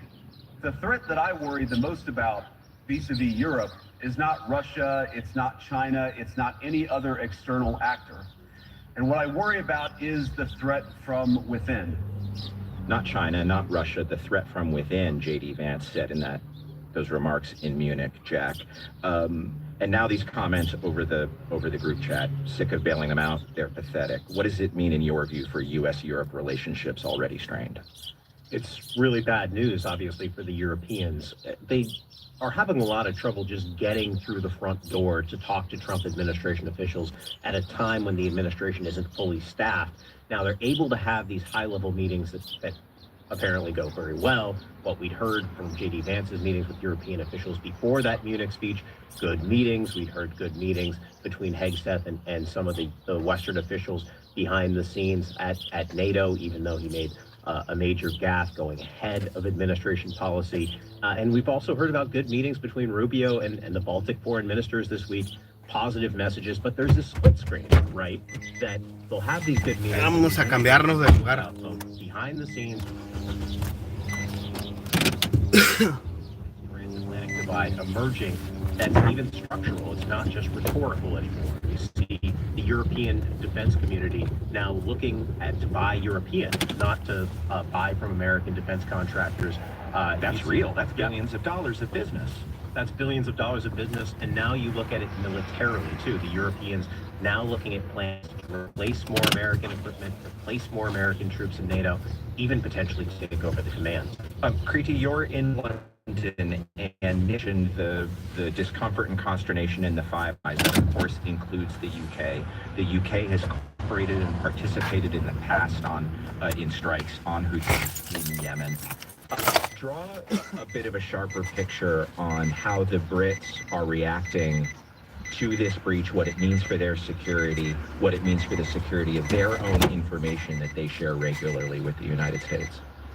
So the Brits are stuck between a rock and a hard place, aka the European Union and the United States. And I think it's really interesting here because the narrative in Europe, if you're including the UK and Europe, which of course the Brits are very sensitive about in terms of that terminology, there is a thought on continental Europe that the UK is friendlier with the United States than any individual country in continental Europe. So whereas France and Germany and Italy and Spain are ramping up their defense spending, which the UK is as well, somehow the UK has a clearer path to the White House and a clearer path to accessing conversations with the likes of Marco Rubio and everyone else than some of the European colleagues do. A great example of that, and you mentioned there that Marco Rubio has had conversations with leaders in the Baltics. Well, Kaja Kallas, who is the #2 at the EU in Brussels and the former Prime Minister of Estonia, had traveled to DC to speak with her counterpart, to speak with Marco Rubio, and wasn't able to get a meeting, even though already being on the ground. And that speaks to kind of this accessibility that UK officials have that not all European officials have. And that is seen as both a positive within London and within the UK, but a real negative when it comes to Keir Starmer's negotiating power with continental Europe and its ability to kind of be a diplomat both for the United States and to the United States. I think Nick also mentioned the Five Eyes Agreement.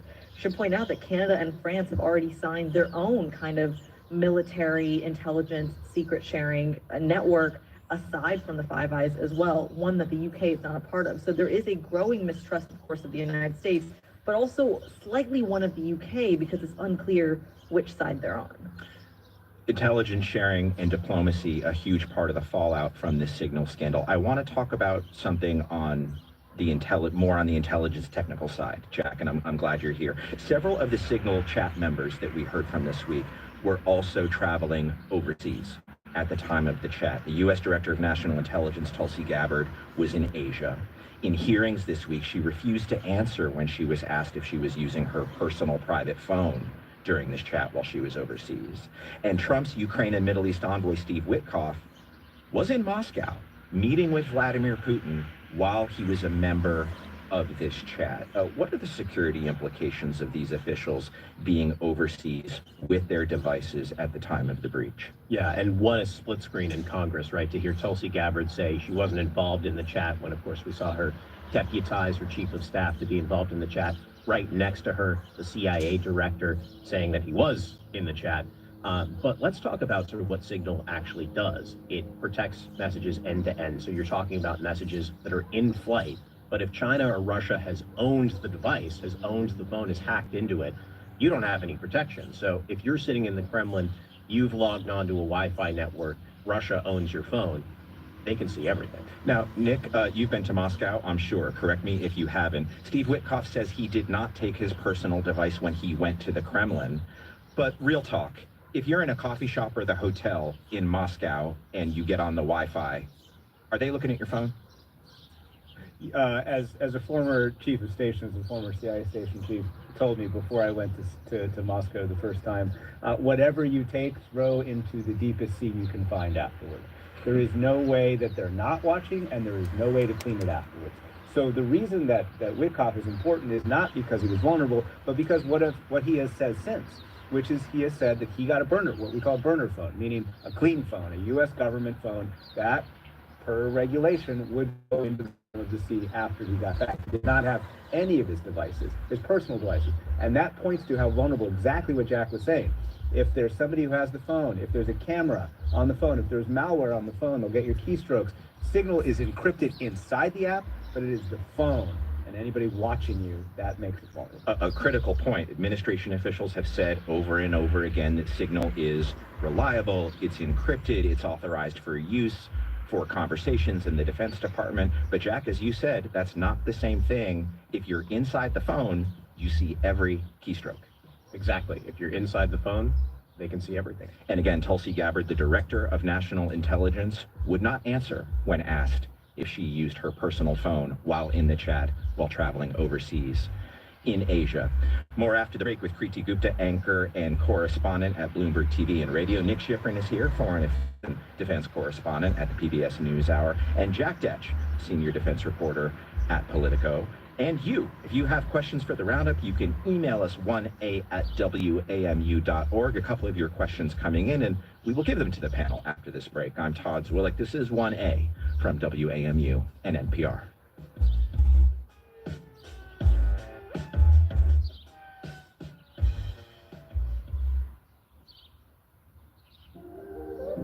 President Trump's cuts to the National Oceanic and Atmospheric Administration has some scallop fishermen facing stricter regulations on their catching limits. Some are welcoming the cuts, saying that the government has been their downfall. There's too many regulations. And I don't share that opinion. We'll talk smaller scallop catches at the dock on All Things Considered from NPR News. This afternoon, starting at 3:30 on KBPR.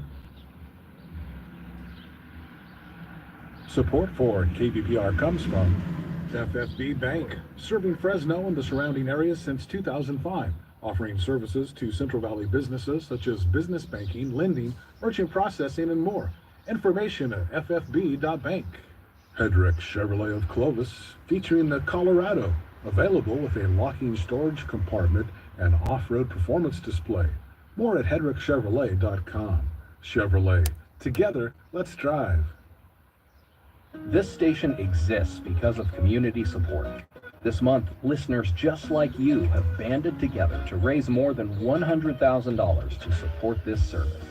Public radio has never been more valuable or more vulnerable. If you've already donated, thank you. If not, this is your reminder. KBPR is an essential resource for trusted news. Let's all do what we can to keep it strong.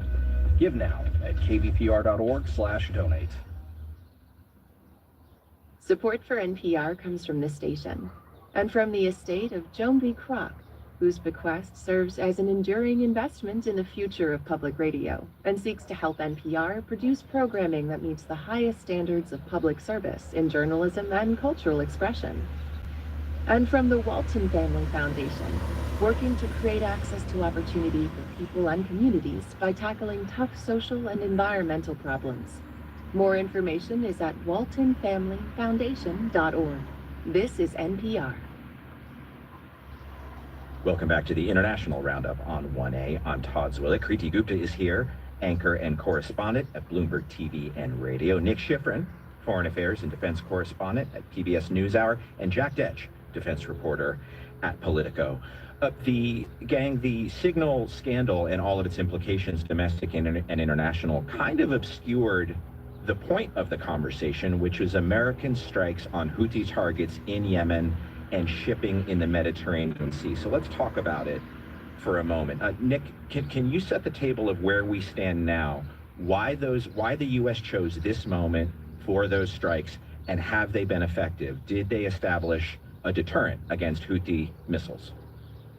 So the goal, in terms of whether it's effective, the goal that the U.S. officials on the Signal chat said and U.S. officials have publicly said is to stop Houthi attacks on commercial shipping going through the Strait, going through the Red Sea, as well as attacks on Israel. And we saw another one overnight. So that's this both public and private goal. Now, we saw, as you read before, some Vance criticism.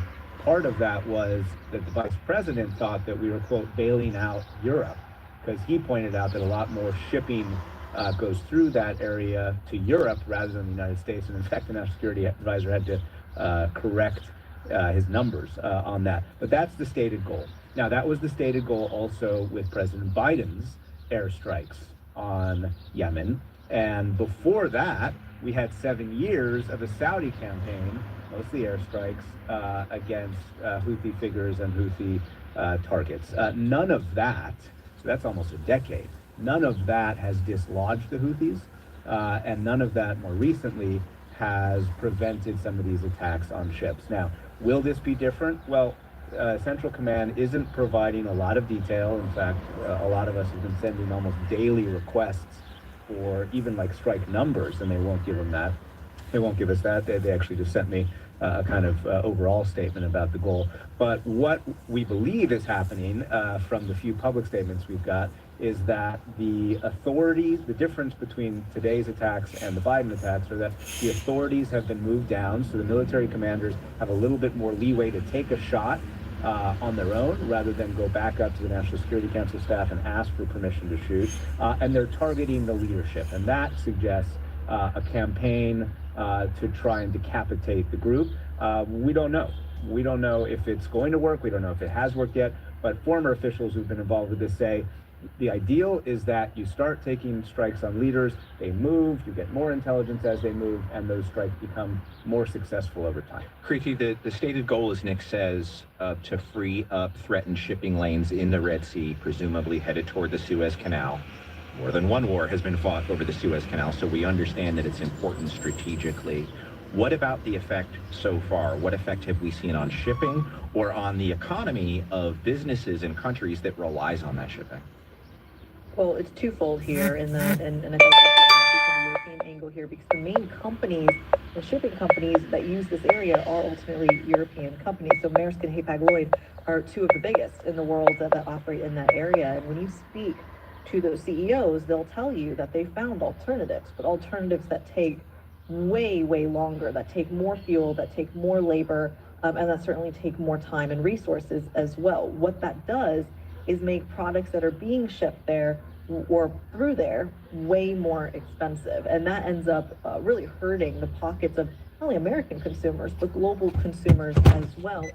The key piece to this Saludos a todos. is not necessarily mucha whether gente or not conectada. the strikes are continuing, but whether or not there is a American or British Navy presence in that area. And that's crucial because under the Biden administration, there was a moment where there was a big military, or excuse me, a big Navy presence in that area in the Red Sea, actively fighting kind of where the strikes were actually coming from. This approach is a little bit different in that it's not as dependent on the Navy there, but that reassurance that a lot of these shippers needed to operate in that area and to continue and potentially resume operations there and limit those costs on American consumers was ultimately the Navy. So this is crucial when it comes to not just protecting shipping for the entire world, but also protecting any potential military costs associated with it. Well, while we're in the Middle East and in the Red Sea, let's move over just a bit and talk about the latest from Gaza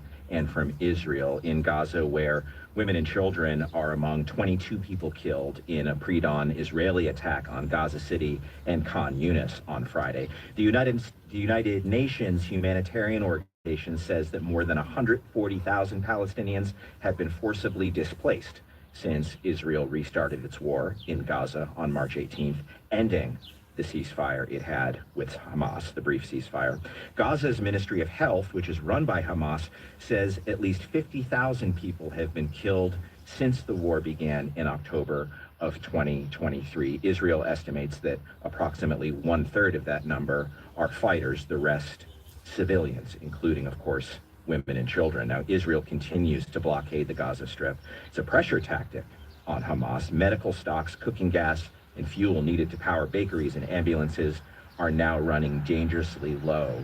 And amid the rubble and destruction this week, something even more rare in Gaza, several days of protests from Palestinians against Hamas rule.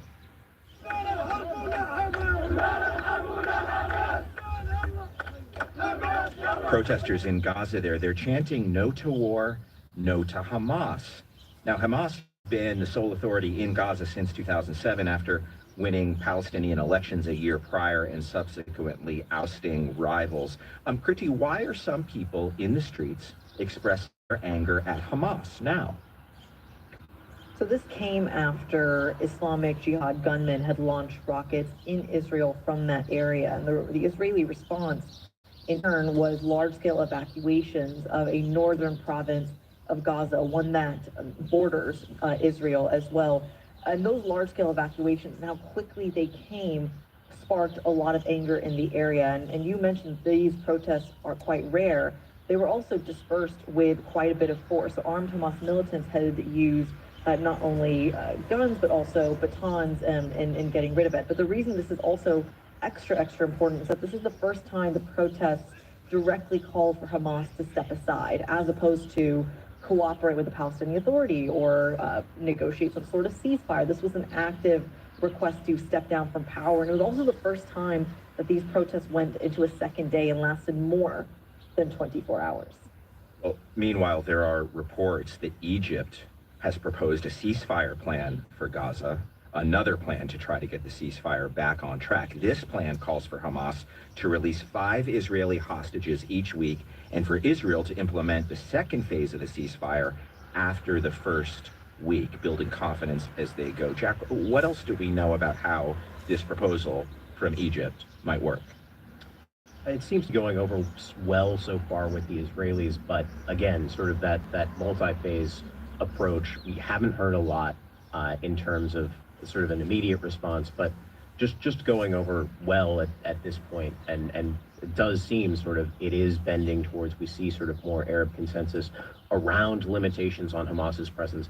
If Hamas has a presence at all, I think there's going to continue to be dispute about sort of what the post-Arab governance of Gaza looks like. Of course, the Israelis seem to be hewing more closely to the United States' position, which seems to be either an Israeli or an American enclave in Gaza, perhaps a resort.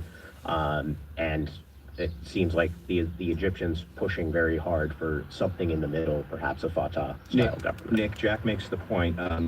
Arab consensus doesn't usually mean much to the Americans in this instance.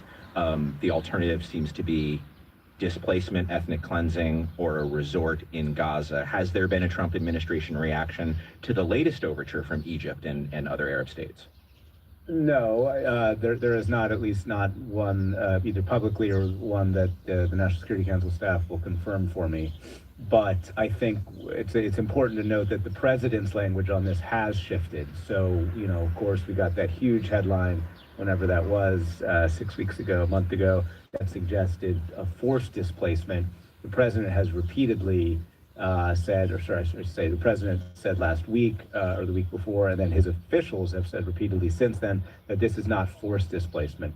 And so there are reports about U.S. officials reaching out to various countries in the region to try and get them to agree to take Palestinians from Gaza. So that's kind of where the U.S. side fits in. To Jack's point, I think we get some positive language from the Israelis on this proposal in Egypt that kind of splits the baby between where they were in January and where Steve Witkoff wanted Hamas to be over the last few weeks. But we still publicly have an approach from the Israeli Prime Minister and members of his cabinet, including those who have returned to the cabinet because the war has restarted, that they believe that they can win this to defeat Hamas militarily.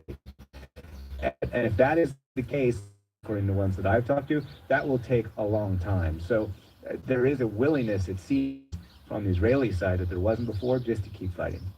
Let's stay in Gaza for the moment to mark the deaths of 2 more journalists this week. Al Jazeera's Hassan Shabbat was 23 years old, and Palestine Today's Mahmoud Mansour was killed in his apartment alongside his wife. The Committee to Protect Journalists, CPJ, says that more than 170 journalists and media workers have been killed since the beginning of the Israel-Hamas war in October of 2023. Here's Jody Ginsburg, Chief Executive of the Committee to Protect Journalists, speaking to Al Jazeera English. Of a journalist, of a civilian, which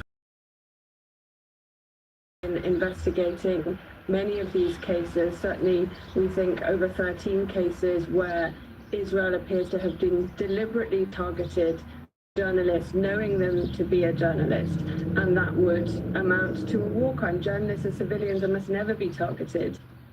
The Israeli military accused Shabbat and 5 other Palestinian journalists of working with Al Jazeera in Gaza and of being members of the militant group Hamas and Islamic Jihad. Al Jazeera denies those accusations and says Israel systematically targets its staff in Gaza. As we heard from Jody, under international law, journalists are protected civilians who must not be targeted by warring parties.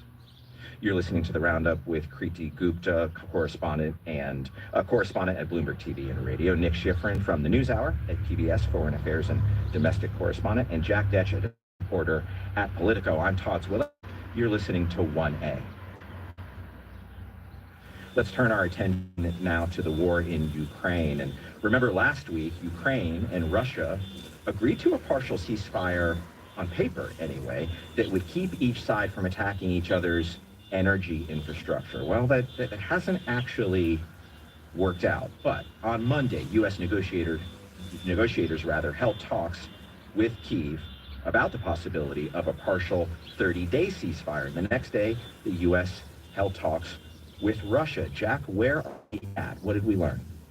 Well, we have one major thing, which is an agreement for a ceasefire in the Black Sea, which does a little bit more now than Ukraine at this point. This gives Russia access back to those Black Sea routes, and we've already seen over the course of the war Russia's share of the global grain market really expand as Ukraine's has contracted.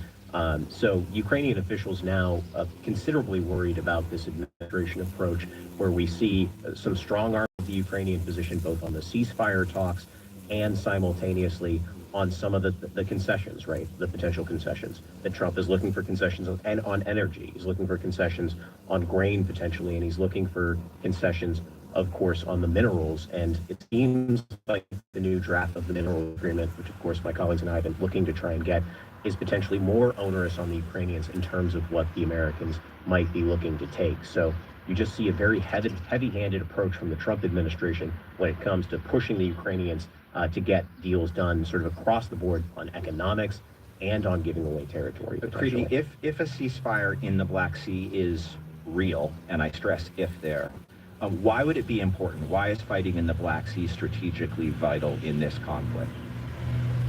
Because it affects, again, bringing it back to the business angle, it affects how much people in America and around the world are paying for things like groceries, like bread. Ukraine and Russia together make about 25% of the world's grain supply, and all, if not the majority, of that grain supply is then transported through the Black Sea. So this has been a real feeder of inflation to, again, American consumers in the last 2 or 3 years of this war. And we were just talking there about what that Ukrainian deal actually looked like. I believe Bloomberg reported earlier that that potential critical minerals deal could ultimately, a draft at least, could ultimately look like the U.S. has complete control over some of the infrastructure as opposed to just rights to the actual land itself. So it takes it from an interest in the land, an interest in the resources, to complete control of the resources. Of course, just a draft. Nick, I don't want to be glib, but what Preeti just described, complete control over mineral resources, isn't that what a colony is? Well, I mean, I think I think the names are less important to both the Ukrainians and the Americans negotiating it than what comes out of it. So are the Ukrainians willing to go for this, or are they in such a position where they have to, I guess is the important question. Well, right. So the answer to the first question is Zelensky made it very clear last night that this is still under negotiation. But as we've been talking about, as Jack and Prithvi have all said, whether it's Bloomberg or Financial Times, the text that has come out in the last 24 hours does suggest way more control for a longer for the United States than the first draft, which, as we all remember, was almost signed until the train wreck in the Oval Office. It also, by the way, this draft would present a real problem for Ukraine's joining the European Union, as I read it, because part of the EU demands future investment opportunities for the EU for Ukraine to join. So Zelensky said it's still under debate. The Ukrainian officials I speak to say, whoa, we're still negotiating, so let's see. But strategically, Kyiv, second question, Kyiv does feel it needs to sign some deal in order to keep the Trump administration on board. And obviously, the Trump administration is very interested in future economic prospects. So Kyiv is leaning toward signing something. The Europeans are talking about this. Britain and France are forming what they call a coalition of the willing. And here's Keir Starmer, Prime Minister of Great Britain. Now is not the time for lifting of sanctions. Quite the contrary, what we discussed is how we can increase sanctions to support the US initiative to bring Russia to the table through further pressure from this group of countries. Just hear Keir Starmer there pushing back on a situation that might be giving, in his view, Russia too much running room. They're trying to make the center hold. They're trying to get the troops in place. And meanwhile, they're trying to keep up the economic pressure. but they've got to get the Trump administration in line.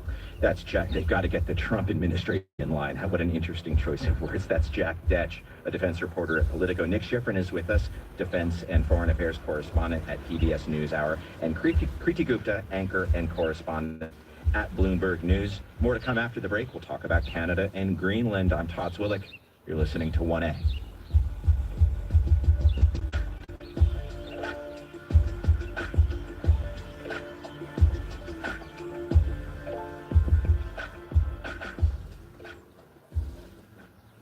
This station keeps you informed and keeps things in perspective. Life is just one 10-minute experience after another. You don't want to underrate the power of these small little gestures. I do believe that the universe is chaos, and our role in it, which is, I think, the beauty and the agony of life, is to make sense of it. We promise to keep helping you make sense of it all. Donate to this station today, and thank you. Donate now at kvp.org. Support for KBPR comes from Fresno Mazda, part of the Prieto Automotive family. The 2025 Mazda models are on display at their showroom on Blackstone in Barstow. More information and the Mazda digital showroom available at myfresnomazda.com. Community Health System, honoring the dedication of doctors and their daily commitment to improve health in the Valley. Community Health System thanks all doctors and wishes them a happy Doctors' Day. On the next Science Friday, how accurate is the mental health content showing up in your social media feeds?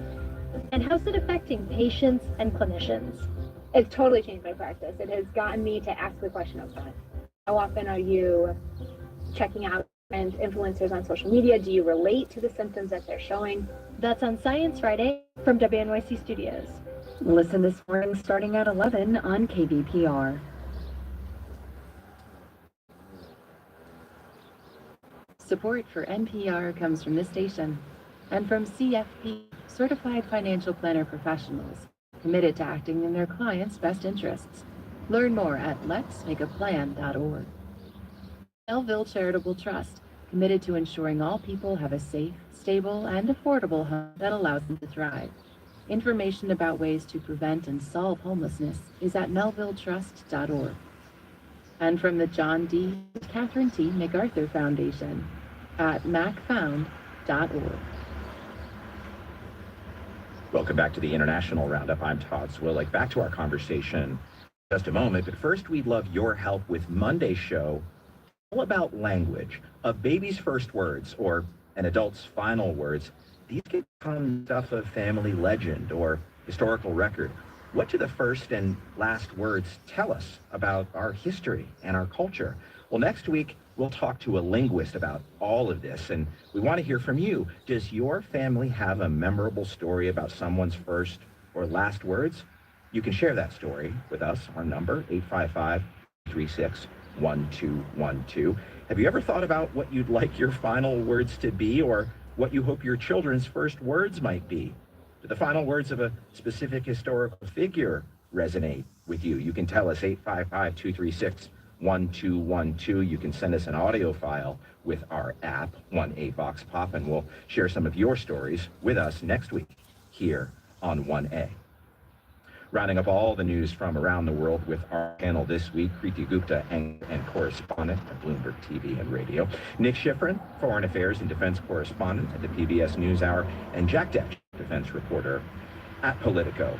Now, let's move on, gang, to the latest out of this 2-year civil war in Sudan. We've talked about it quite a lot here on the program. On Wednesday, the country's army gained control over the capital city of Khartoum, from the paramilitary group, the Rapid Support Forces, otherwise known as RSF. This comes a week after the Army's recapture of the presidential palace there. Now, this week has seen some major military victories for Sudan's army. Since the fall of former President Omar al-Bashir's regime in 2023, more than 28,000 people have been killed due to direct violence in the war over control of that country. Jack, how significant have this week's developments been in the grand, rather grim scheme of this war? Well, just flashing back to 2023, of course, when this war erupted, and you saw the immediate capture by the Rapid Support Forces of that airport prevented people from getting out. The U.S. had to pack up the embassy, basically fly in special forces, take out 100 personnel from that embassy. So it basically shut down lines of communication, and you had aid groups operating out of Port Sudan in the east, as well as the government operating out of Port Sudan in the east. So you almost see a 180 of that battlefield situation now. You see the rapid support forces back on their heels. They're heading, of course, towards Darfur. They have that enclave there that they've had for a number of years. And now you see the military potentially back in control of most parts of the capital. They'll still do some cleaning up operations. But this raises the questions now, is there more security for aid groups to come in and deal with all of the people who've had to flee the capital, and of course, this horrible refugee situation in one of Africa's worst wars? More operations on Monday, an airstrike from Sudan's military killed at least 54 people in a crowded market in Darfur. Now, the army said its targeting obeys international law, but the Darfur Initiative for Justice and Peace, which is a local human rights group, Nick, called it, quote, the deadliest single bombing since the beginning of war. So, Nick, despite the military gains that Jack is talking about, can you give us a sense of what the human cost of Sudan's war against the RSF has been? It's the largest humanitarian crisis in the world, period. It's the largest displacement crisis in the world. It's the largest food crisis in the world. It has been catastrophic for the people of Sudan. And this strike, just a few days ago that you just mentioned, reminds us of a couple things. One, a lot of the violence has been by the paramilitary, RSF, the Rapid Support Forces, who have been routed in and around the central parts of Khartoum. But, and they have been accused of crimes against humanity by the U.S. government. But the Sudanese Armed Forces, the SAF, the ostensive government of Sudan, has been accused of war crimes by the United States government because of these kind of attacks. I mean, clearly a civilian target, clearly a bomb that had an outsized impact on civilians. Like you said, more than 50 killed is a lot, even for a war that's been so deadly over the last couple of years. And so it is a reminder of just how much there's been a human toll. And, 13 million people have had to flee their homes, just a catastrophic human impact. We will continue covering the most catastrophic humanitarian crisis in the world, as Nick Schifrin rightly calls it, here on 1A. Keep listening to our programming over the coming weeks and months, where we will not leave this conflict to the side to be forgotten. In the meantime, let's move it to Brazil, where the former president, you remember him, Jair Bolsonaro, he's going to stand trial after a unanimous ruling from the country's Supreme Court. Now, the charges include attempting to stage a coup against the current president, Luiz Inácio Lula da Silva. There's a trial date. It hasn't been set yet, so there is no trial date yet. Kriti, a lot of people have drawn the spiritual and practical lines from Bolsonaro and his family to Donald Trump and his family, and their actions trying to overturn governments in this country. Now, Bolsonaro could face up to 40 years in prison if convicted. His actual jail time would be less than that because of procedural issues. Can you just reset us on what led to this moment, the former president of Brazil standing up against multiple charges and potentially decades in jail?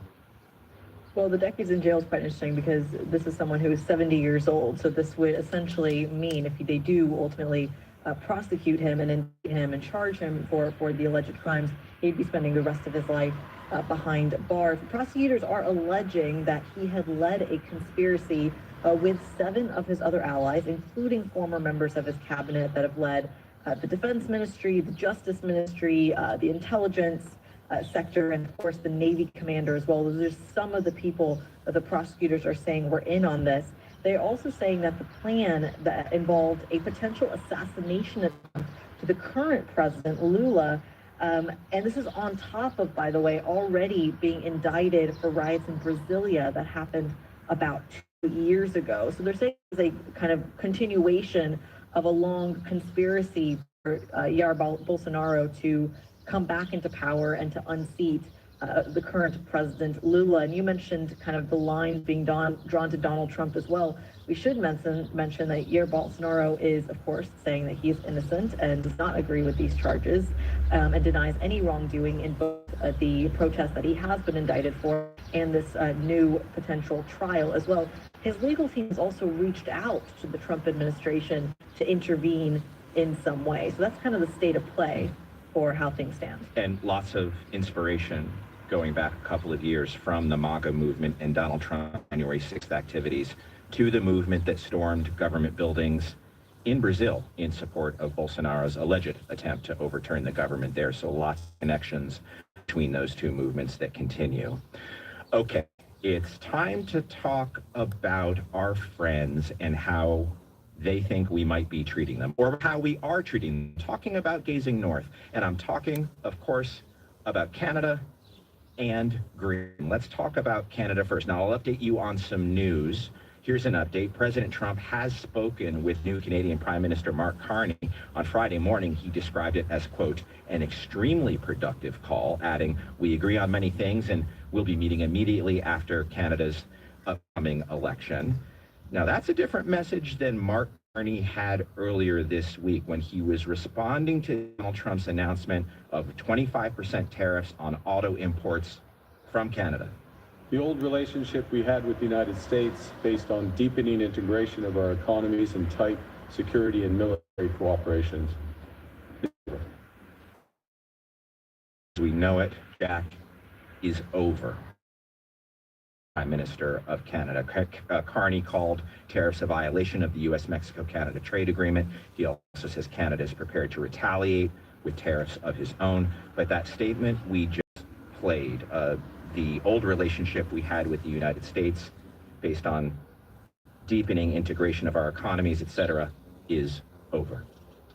Yeah, I mean, these are stunning comments, but it's not surprising just given the response from Canada. I mean, you've seen people just offended by it. When Canadian officials come into town, whether it's the defense minister, whether it's their minister of industry, they've been really offended by these comments.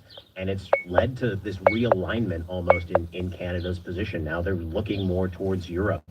They're looking at options, potentially other military procurement. It's going to be a big question whether they continue their F-35 buys at the same rate that they were doing, or they look for other options in the fighter jet realm. They have a tremendous amount of territory to try and cover. They're not spending 2% of GDP on defense.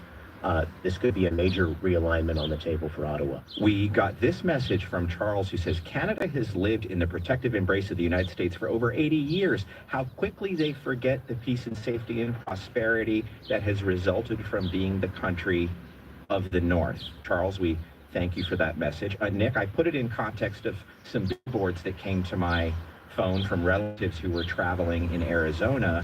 Billboards that said, tariffs are a tax on your grocery bill. And then I found out that that's just one part of a broad campaign paid for by the Canadian government to advertise here in the United States with those billboards telling Americans, hey, tariffs are a tax. You should question your government about this. That's Canada on offense here at home.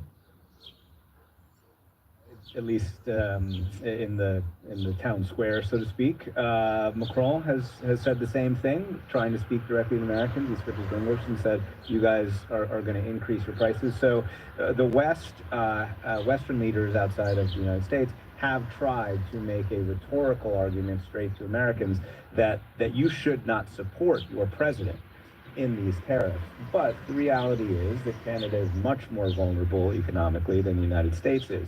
And to the viewer's point, the administration's argument is, hey, why don't you pull your weight more? Why don't, you guys are a rich country, you're giving free healthcare, why don't you spend more in defense? And that's what Jack's pointing out, that there is an embedded argument inside the U.S. government that Canada should be doing more, Europe should be doing more. But have no mistake, I mean, this is the world's largest land border. It's the least militarized large land border. I mean, the United States and Canada have both benefited from this relationship. The U.S. is clearly trying to change it.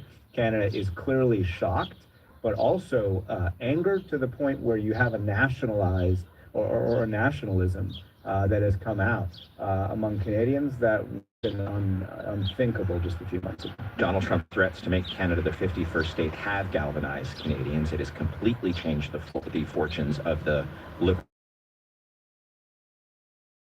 Well, that's Canada. Let's talk Greenland, where the message from everyone in Greenland, from the Prime Minister on down when it comes to the United States, specifically the Vice President of the United States and his wife, Usha, that message, welcome. They're headed there on Tuesday. The plans for the visit contracted drastically. The itinerary has contracted drastically. Here's the Vice President announcing that he would join his wife, though, when they did travel to Greenland. Unfortunately, leaders in both America and in Denmark, I think, ignored Greenland for far too long. That's been bad for Greenland. It's also been bad for the security of the entire world. We think we can take things in a different direction. Let me go check it out. Jack, a few things here, starting with Vance's trip. The leader of Greenland is not at all happy, called it a provocation, this entire visit. There were several of this visit.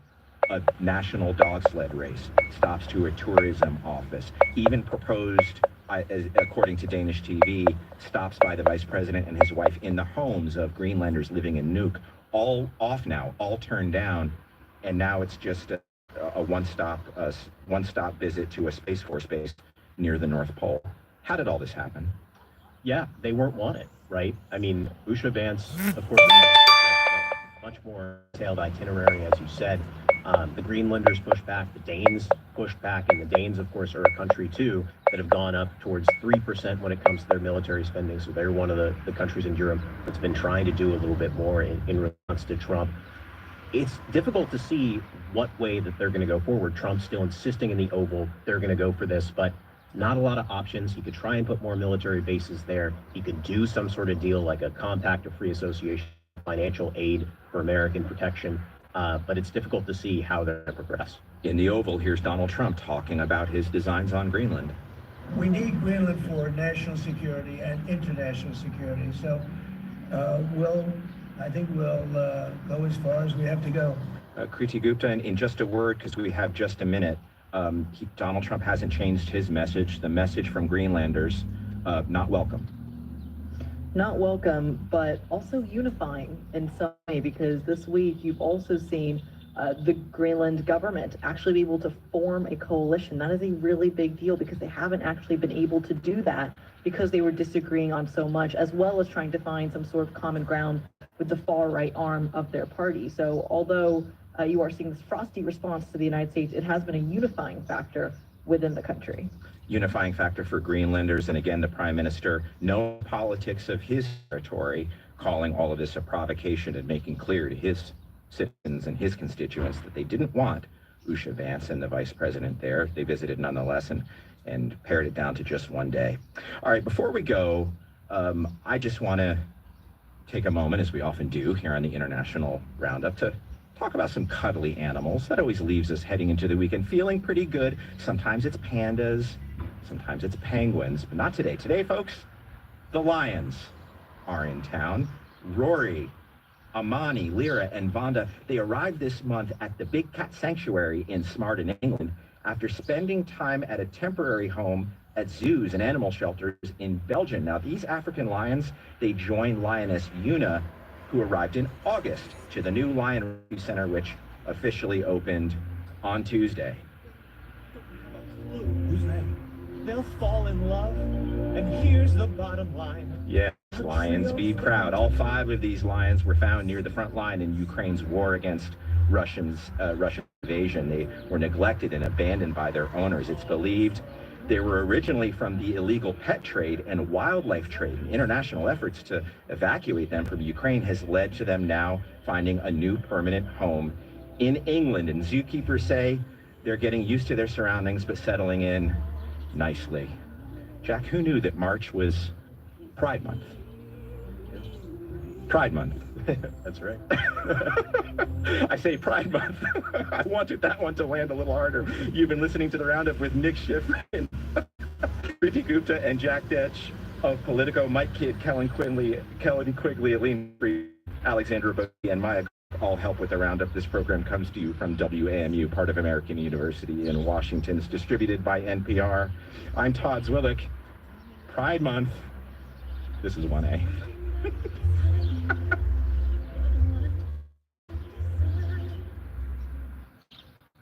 Support for NPR comes from the station and from ARM with the new podcast series Tech Unheard. ARM CEO Renee Haas talks to tech company leaders like Aisha Evans from Amazon's self-driving car subsidiary Zoox about how tech is helping to shape the future of computing. And from BetterHelp, committed to supporting mental health through therapy and helping clients find balance. Clients are matched with one of 30,000 therapists for online therapy from anywhere at betterhelp.com/public. This is NPR. On the next California Report magazine, as Muslims around the state get ready to mark the end of Ramadan, we visit a busy local market carrying ingredients for recipes from across the Islamic world. And we make soup, Carrillo, we make a lot, and sometimes tagine. I'm Sasha Coca. Join us for the next California Report magazine. Listen tonight at 8 on KBPR. KVPR is an essential resource for trusted news. Let's all do what we can to keep it strong. If you've already donated, thank you. If not, now is the time. Click donate at KVPR or on the app. In 2015, 1 million migrants clambered into small boats and tried to make it to Greece. We saw this terrible sight of hundreds of orange and blue life jackets out in these roiling seas. In her new book, Jean Carstensen tracked down survivors to hear their stories. Saturday and weekend edition from NPR News. Listen from 5 until 10 a.m. on KVPR 89.3 and 89.1. This is KVPR Fresno 89.3 and KPRX Bakersfield 89.1, NPR for Central California. Listen on your smart speaker, kvpr.org, and the KVPR app. People are increasingly turning to social media to self-diagnose mental health conditions. What could go wrong? I'm Flora Lichtman. And I'm Ira Plato, and this is Science Friday. Mental health videos are all over social media. Just how accurate are they, and how are they affecting patients and clinicians? It's totally changed my practice. It has got me to ask the question up front. How often are you checking out different influencers on social media? Do you relate to the symptoms that they're showing? Plus, 1 year after the Baltimore Bridge collapse, a look back at what went wrong. These newer and larger vessels have kind of outpaced the bridges in terms of the ability to change and to be updated. And the engineering solutions to help prevent future disasters.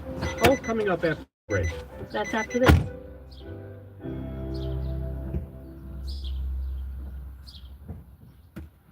Live NPR News in Washington, I'm Windsor Johnston. President Trump is praising Republican Congresswoman Elise Stefanik for agreeing to remain in Congress. Trump withdrew her nomination to serve as the next U.S. ambassador to the United Nations on Thursday, citing the GOP's razor-thin majority in the House. She's doing me a big favor when she does it, because she was all set to go to the United Nations, and she would have dealt with Putin and Zelensky, everybody else, and she would have been very effective. But we don't want to take any chances because it is tight. Trump's decision to pull Stefanik's nomination for spot has scrambled plans in the House. Speaker Mike Johnson says he will find a leadership role for the representative, but didn't specify what that role would be. President Trump is using the power of the executive branch to punish a big law firm. NPR's Ryan Lucas reports the president's target this time is the prominent firm of WilmerHale. Trump's new executive order suspends security clearances for employees at WilmerHale, directs the cancellation of all government contracts with the firm, and bars the firm's employees from accessing federal buildings and government employees. The penalties are much the same as the previous actions Trump has taken, seeking to punish other big law firms for representing people or causes that Trump doesn't like. In WilmerHale's case, it's the firm where former special counsel Robert Mueller worked before and after leading the Trump-Russia investigation.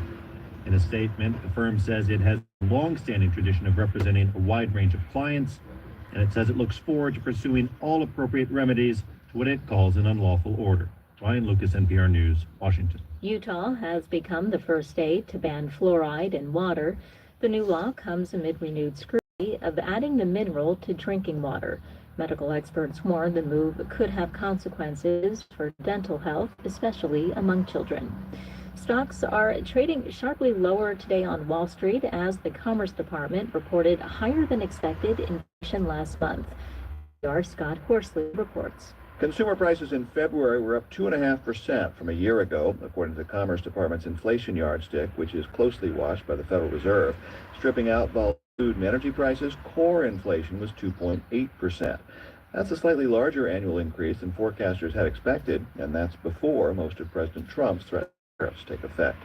Consumer spending bounced back in February after a lackluster January. Personal spending rose 0.4% last month. Spending on durable goods was especially strong, while spending on services grew only slightly. Personal income was also up last month, and cautious consumers socked away a little bit more of that money. Scott Horsley, NPR News, Washington. On Wall Street, it was down 682 points. This is NPR News in Washington. Israel says it's launched a series of airstrikes on Hezbollah targets in Lebanon. The country's health ministry says at least 3 people have been killed. The attacks included at least one strike in the southern suburbs of the capital, Beirut. It's the first attack in the city since a ceasefire took effect late last year. At least 144 people are dead in Myanmar and Thailand after a powerful earthquake struck the region today.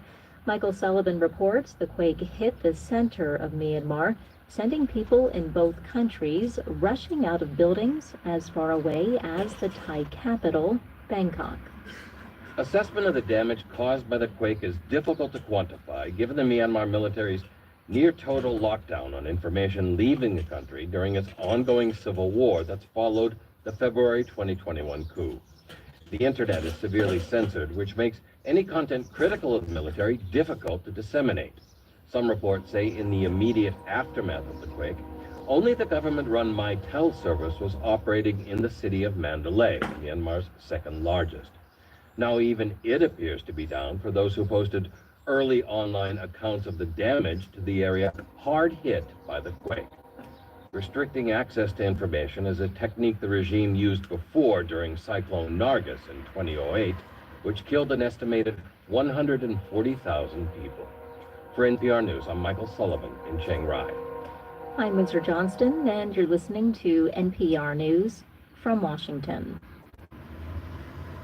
Support for NPR comes from NPR stations. Other contributors include Indeed, committed to giving job listings increased visibility with relevant candidates through its sponsored jobs feature. Learn more at Indeed.com/NPR. And the listeners who support this NPR station. On this week's Wait, Eric Idle talks about a wild party he threw with Carrie Fisher and Harrison Ford and how it changed film history. This party went on all night, and they were finally picked up by their cars at 6 o'clock. And I'm happy to say I ruined one of the scenes in Star Wars. Peter Sagal joined us as we get more such secrets from Eric Idle and the stars of Somebody Somewhere. So join us for this week's Wait from NPR. Listen Saturday morning at 11 on KVPR. This is Science Friday. I'm Flora Lynn. Later in the hour, Building a Better Bridge. 1 year after the Baltimore Bridge collapse, we'll look into what went wrong and how to prevent similar disasters in the future. Plus, just how accurate are those TikTok videos about ADHD symptoms? And how is social media shaping culture around mental health diagnosis and treatment? But first, if you are one of the 15 million people who sent a sample of your DNA to the company 23andMe to learn about your genes or your family history, you might want to rustle up that login information. 23andMe declared bankruptcy this week, and now consumer advocates are urging people who've shared their genetic information with the company to delete their data. Here to fill us in on this and other science stories from the week is Kathleen Davis, producer at Science Friday based in New York. Kathleen, welcome.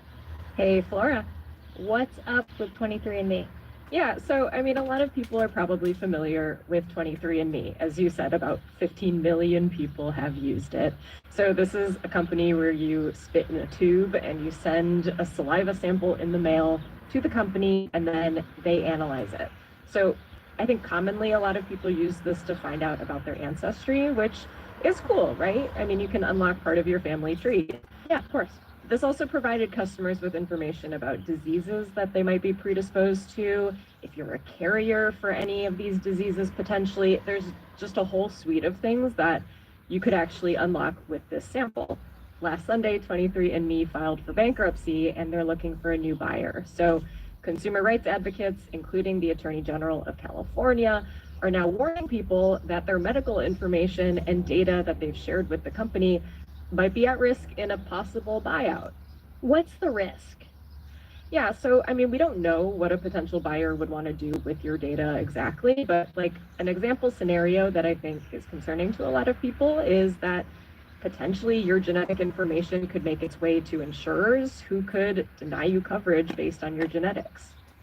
Okay, so what should people do? So you gotta delete that data is what these consumer advocates are saying. So it's not too hard to do this. If you log into your 23andMe account, you can go to settings and you go to this 23andMe data page. You should be able to click view and then delete your information within that page. If you're listening to this and you're like, I learned some really cool stuff from 23andMe, I don't want that information to go away, you can download it so that you have access to it still on your computer, but you can also delete it so that 23andMe does not have access to it within their servers. Let's move on to Mars and a new possible clue about Martian life. Yes, so NASA's Curiosity rover has once again found something interesting on Mars that some scientists are saying could be a chemical relic of life from a long time ago. And that is long chain organic molecules. So if you're like me and you're not a chemistry person and you don't really know what this means, the reason that this is exciting is because these molecules are likely from fatty acids, which are a really common building block of life here on Earth. It's also possible that these fatty acids could have formed without life, so it's not a sure sign that something a long time ago lived on Mars, but it could be, and that's really exciting to scientists. Where was the sample from? So this evidence came from samples that were drilled from a dried bed of an ancient Martian lake. Cool. So for a little bit of context here, because it's really cool, on Mars there's this crater called the Gale crater. In the center of this crater, there is this 5,000 meter tall mountain that scientists call Mount Sharp. So early on in Curiosity's life, it found evidence that there was once a lake that may have supported life right here in this location. So mind you, this was probably more than 3 billion years ago. But over the years, Curiosity has found other potential evidence of ancient life at this site. So this recent is just adding on to kind of this treasure trove of information that is potentially supporting evidence for previous life. And are these samples being analyzed by Curiosity on Mars? Yes, so Curiosity has a built-in chemistry lab. So this is called the Sample Analysis of Mars Instrument, also known as SAM. That's easier to say, yeah. Yes, much easier. Curiosity has been testing samples from Mars on Mars, and that's how it's found these promising signs of life. So the way that Curiosity physically analyzes these samples is that it takes rock samples, it drills them up into grit, it decants them inside of quartz cups, and then it bakes them at a super high temperature, up to 1100 degrees Celsius. And then it analyzes the gases that come from that baking process. So it is a whole thing. I love it. It's like Martian Bake Off. Exactly, the Great Martian Bake Off. Curiosity wins every time. Of course, absolutely. Let's move on to your next story, which is about chess. Yes.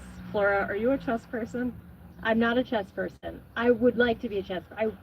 I aspire to that, but no. Are you a chess person? I like to play chess. Not to brag, I was part of the chess club in elementary school, so I'm not sure that's a brag. Kathleen. I'm pretty good at it. But who else is pretty good at chess is AI. However, there's a recent study that seems to show that the next wave of AI models, so these super sophisticated models, might be prone to cheat at chess, which is not okay in the chess community. Oh my gosh, how do they cheat though? Okay, so researchers from this AI research organization called Palisade Research put 7 large language models to the test. in chess, which has been used historically a lot to test computer intelligence. So these researchers found that these newer sophisticated AI models, which is that they're trained to solve complex problems by breaking them down into stages, these sophisticated models will try to cheat at chess more than their old school AI counterparts. So the way that this all went down, these games were played between these AI models and Stockfish, which is this open source chess engine. The AI would try to cheat by doing things like replacing Stockfish with a less powerful chess program. It would also, in some cases, try to take control over the chessboard and like actually delete the opponent pieces. And it did when the AI was going to lose the game. So it was backed into a corner, and so it was using any means necessary to win. Wow. And these researchers found that in previous case studies with older AI models, the older models only do such dastardly cheating methods when they were explicitly told to do so. So this is kind of the first time that researchers are seeing this happen on its own. Okay, it's one thing to do this in chess, but are experts concerned that AI might be prone to cheating at other tasks? So we don't know, and the researchers don't know why the AI is cheating so blatantly at chess. The way that AI models work is still kind of a mystery in a lot of ways. They'll make decisions based on factors that they can't really explain, and this is a growing area of concern for some AI researchers. So at least for now, maybe don't count on a fair chess game against the most sophisticated AI model on the market. Okay, your next story hits close to home for us. It's about sound quality. Tell me about this. Yes, microphones are very important to the field we've chosen, Flora, and I think that anyone can tell you that the better a person sounds on the radio or on a podcast, the more enjoyable that listening experience is. And we've all spent enough time on Zoom calls with crappy audio over the last few years to just not want any more of that.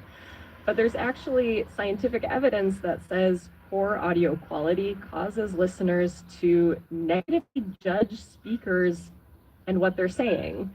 And the opposite is true too, that better sound quality on a technological level makes people think that you're more intelligent, credible, even more dateable. So these researchers tested this theory in a couple different contexts. In one test, research participants listened to a call that was set up like a job interview. In another call, it was a date. And in another one, there was somebody describing a car accident.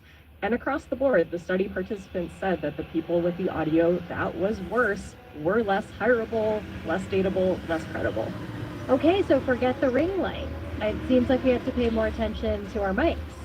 Yeah, I mean, you don't have to go crazy. There are some pretty good microphones on the market these days that are probably going to be better than the built-in microphone on your computer. But, you know, also in-person conversations are nice too. True enough. Okay, your last story is weird and delightful, my favorite combination. People scoped an octopus catching a ride on a very unexpected vehicle. Yes, so marine scientists in New Zealand see a lot of animals, and a couple of months ago, there was a mako shark that caught people's eye. It was swimming, it had something orangey brown on top of its head, so at first these scientists were concerned. They were like, why is there this big mass on top of this shark? They thought that maybe it was a buoy, or it was bitten, or it was stuck in fishing gear. As these scientists looked closer, they realized that the answer was weirder than you could have ever imagined. It was a Maori octopus that was literally riding on top of this shark. Is this a common occurrence? Like, what did the experts make of this? So this is the first time that at least these researchers in New Zealand are aware of this ever being seen. So these octopuses are a pretty weird passenger. They're pretty big. They can get to more than 6 feet across if you were to stretch it out. They weigh like 25 pounds. And they also live on the seafloor. So it's really not clear how this octopus got on top of the shark, but it did somehow. And it's also not clear what happened to this pair after the researchers lost sight of it. So this may have just been like a serendipitous moment in time that was caught on camera. But the researchers were quoted in the New York Times by saying, the shark seemed happy, the octopus seemed happy. It was a very calm scene. So maybe if you want to reach some zen over the weekend, just Imagine that you're an octopus just hitching a chill ride on a shark. I will. Thank you. Thanks, Kathleen. You're welcome. Kathleen Davis, producer at Science Friday, based in New York. We have to take a break, and when we come back, 1 year after the collapse of the Key Bridge in Baltimore, we'll explain the engineering solutions to prevent a future catastrophe. It is an Achilles heel on a bridge. There are about 17,000 bridges in the United States that are fracture critical. We don't design our bridges that way anymore. We design our bridges to have redundancy. But this bridge did not have that redundancy. We'll be right back after this short break.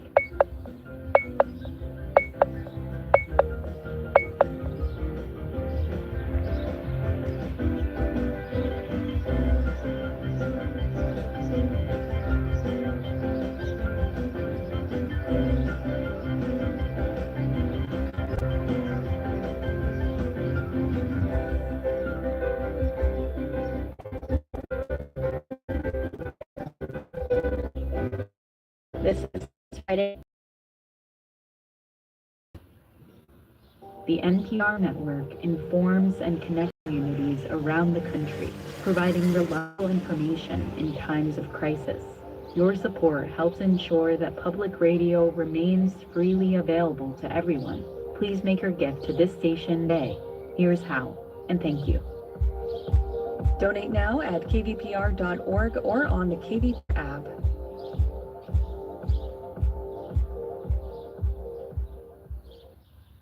Support for KVPR comes from the law firm of Lorando in Fresno, providing legal guidance during difficult marital transitions for 3 decades. Complete services and more information available at FresnoFamilyLaw.com. Community Health System, honoring the dedication of doctors and their daily commitment to improve health. Community Health System thanks all doctors and wishes them a happy Doctor's Day. This is Science Friday. I'm Ira Plato. In the early morning of March 26, 2024, the container ship Dolly struck the Francis Scott Key Bridge in Baltimore. Within 30 seconds, the bridge collapsed into the river below. 6 maintenance workers lost their lives. Now, almost exactly a year later, we wanted to look back on what led to this catastrophic event, and more importantly, look to the future, how to improve the safety of our nation's bridges and prevent another tragic crash. Joining me now to discuss are my guests, Dr. Abdi Agayere, Professor of Civil Engineering at Drexel University, based in Philadelphia, and Dr. Thomas McKenney, Associate Professor of Engineering Practice, Naval Architecture, and Marine Engineering at the University of Michigan, based in Ann Arbor. Welcome to Science Friday. Thank you. Thank you, Ira. Happy to be here. You're welcome. All right, let's start looking back. Exactly what led to this tremendous bridge collapse? Give me an overview of what went wrong aboard the Dolly that led it to striking the bridge. Sure. So the basics of the incident go roughly like this. So soon after the Dolly left its terminal and entered the channel, one of its electrical breakers unexpectedly opened, which caused the first blackout. Now, although generators were running, most of the equipment lost power on board the vessel, and that also means that the main engine automatically shut down, which stopped the propeller as well. And the crew did some additional reconnecting of breakers to restore power. However, there was another blackout that occurred, and then eventually, roughly 30 seconds after that, they did get power back, but in a last-ditch effort, the pilot ordered an anchor to be dropped overboard, and then eventually that led to the collision with the bridge. Let's get in the weeds. Tell me what actually happened. So first of all, the cause of the incident is still under investigation. So the NTSB, however, has provided us some indications. And for me, I divide this into 2 main things. First of all, there was clearly some sort of electrical component fault, and that was associated with the first kind of main cause, where one of those breakers was open. Now, what this means for me, at least, is to put into question the condition of the vessel.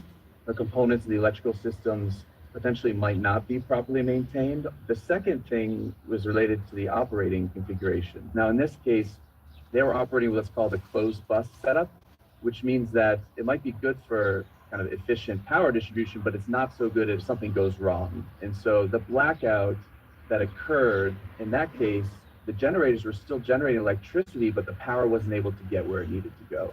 All right, Abby. So the ship hits the bridge. The bridge collapses quickly. Why so quickly? Well, it turns out that this particular bridge was fracture critical, meaning that if one tension member fails, the whole bridge comes crashing down. And so it was no surprise that it happened that way because the bridge was fracture critical. And the bridge piers were not designed for a direct strike from a ship like the Dali. What does it mean to be fracture critical? And is that like an Achilles heel on a bridge? It is an Achilles heel on a bridge. There are about 17,000 bridges in the United States that are fracture critical. We don't design our bridges that way anymore. We design our bridges to have redundancies, but this bridge did not have that redundancy, and the bridge piers were not protected. So how should the bridge piers be better protected? There are several ways you can protect bridge piers. You can have what we call dolphins. They're like huge bollards. For example, the Delaware Memorial Bridge is building about 8 of those bollards, 80 feet in diameter, filled with sand or concrete, and they stop the ship by deflecting and dissipating the energy from the ship. You can have dolphins, you can have man-made rock islands. You know, rock islands are also commonly used in some bridges like the Sunshine Skyway Bridge in Florida. Uses rock islands, also uses dolphins. So those are the two main ways of stopping or preventing bridges from collapsing as a result of ship strikes. So when you say rock islands, that means sort of the ship will run aground before it hits the bridge. Is that right? That's correct. Ira, can I make a comment there? Because I think what we saw from the incident with the Dali here is that the ship collided with the bridge, but the ship was, I mean, from a stability perspective, the ship was fine, right? The bridge even collapsed onto the bow of the vessel. And so that confirms that we are designing ships well, because we have a collision head and we have the necessary design of the vessel to withstand groundings and collisions. So if a vessel did collide with, a rock island, the ship in most cases would survive, especially at lower speeds. Right. So Abby, there was nothing wrong with the bridge that led to this collapse or the structure itself. Nothing wrong with the bridge as far as we know. I mean, the bridge was, was old. So, I mean, it will not be in tip-top shape like it was when it was built in 1977, but it could not, there was no way a bridge could sustain 34 to 35 million pounds of impact force that was generated when the Dali hit those bridge piers. As you just said, the Key Bridge was built in the 70s. And we know back then cargo ships were not nearly as big as they are now, right? I mean, how has bridge construction changed? Bridge collapses that occurred in the United States occurred in 1980. The Sunshine Skyway Bridge, 35 people died. And as a result of that, the American Association of State Highway and Transportation Officials, AASHTO, came up with guidelines in 1991 to protect bridge piers that are in navigable waterways. And what happened though was that it only applied to new bridges.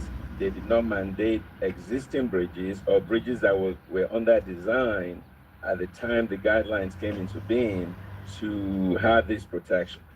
So new bridges from, let's say, 1994 onwards had bridge protection, but existing bridges like the Key Bridge, like the Bay Bridge, which is not far away from the Key Bridge, do not have this protection.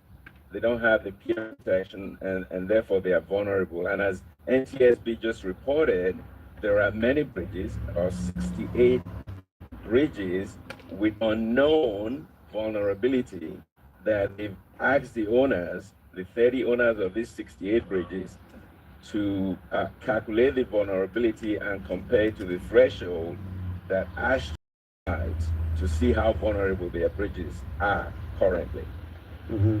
who pays for the protection? I mean, if you have a collapse of a bridge like this, are the ships insured enough to pay for the repairs that go on, or taxpayers, or who's going to pay for that protection? I doubt that the ships are insured enough. I mean, the Key Bridge is estimated to cost $2 billion to replace. Now, you can't even put a cost on the loss of 6 lives, as a result of this collapse. Then you have business disruption. That's another cost, a huge cost.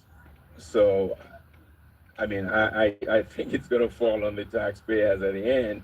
The bulk of it, that is, I don't know that the ship is insured enough to pay billions and billions of dollars. Thomas, let's talk about that ship a bit. Let's go back to the issue of the power failures aboard it for a moment.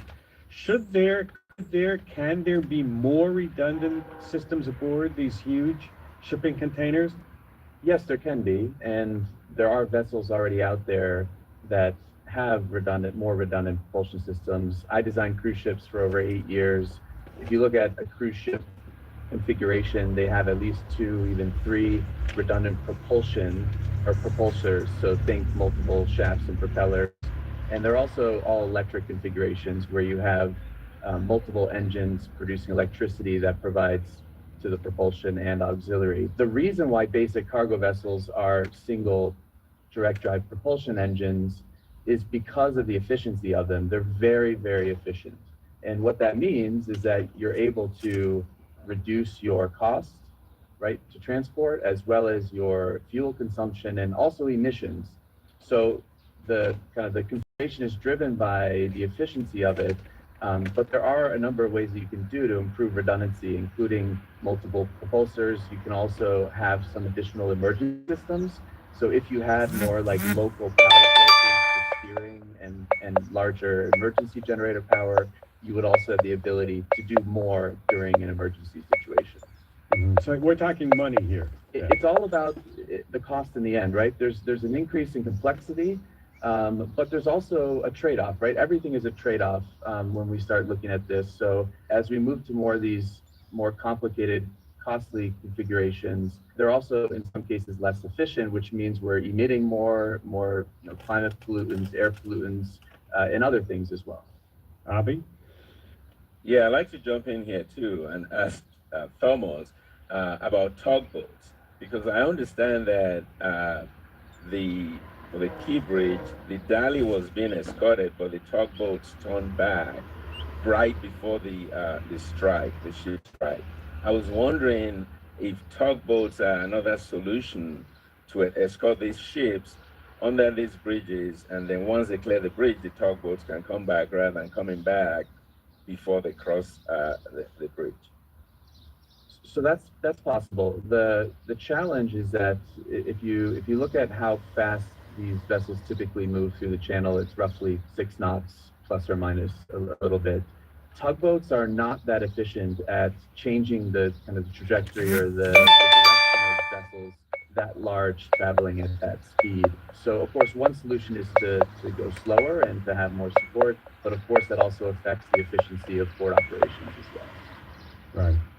So how much of this disaster can we say was a result of the bridge not having enough protection versus an issue with the ship? Let me begin with you, Abi. Is it 50-50, 60-40, or what? I call it 50-50 because, one of my students did some research recently and found out that there were about 2,100 engine failures, according to the Coast Guard data, within, a number of years. And, so engine failures will happen. But if the bridge is protected, if the bridge piers are protected, then even when those engine failures happen, what will be damaged will be the dolphins, which can be replaced. So I put it at 50-50. Thomas? For me, the main message here, the main takeaway is that we have this just basic difference in bridge lifetimes and ship lifetimes. So if we're talking about bridges, they're designed to last 50, 70 years maybe, whereas ships, these basic cargo vessels, are operating 10, 20 years usually. And what that means is that these newer and larger vessels have kind of outpaced the bridges in terms of the ability to change and to be updated. And so these larger vessels, while maybe there's been continuous improvement on reliability and redundancy, kind of the consequence of what these larger ships impacting the bridges are higher now because of this discrepancy. So I think it's very difficult to like place blame. I think the most important thing is that we look at the interface between ports and ships more, closer collaboration, more communication, engagement with ship owners and operators and ports going forward. So let me jump in here regarding the apportionment of blame. We have bridges where we load rate the bridge and say that these bridges can only take this much load, and so we don't allow these, heavy trucks to go on those bridges.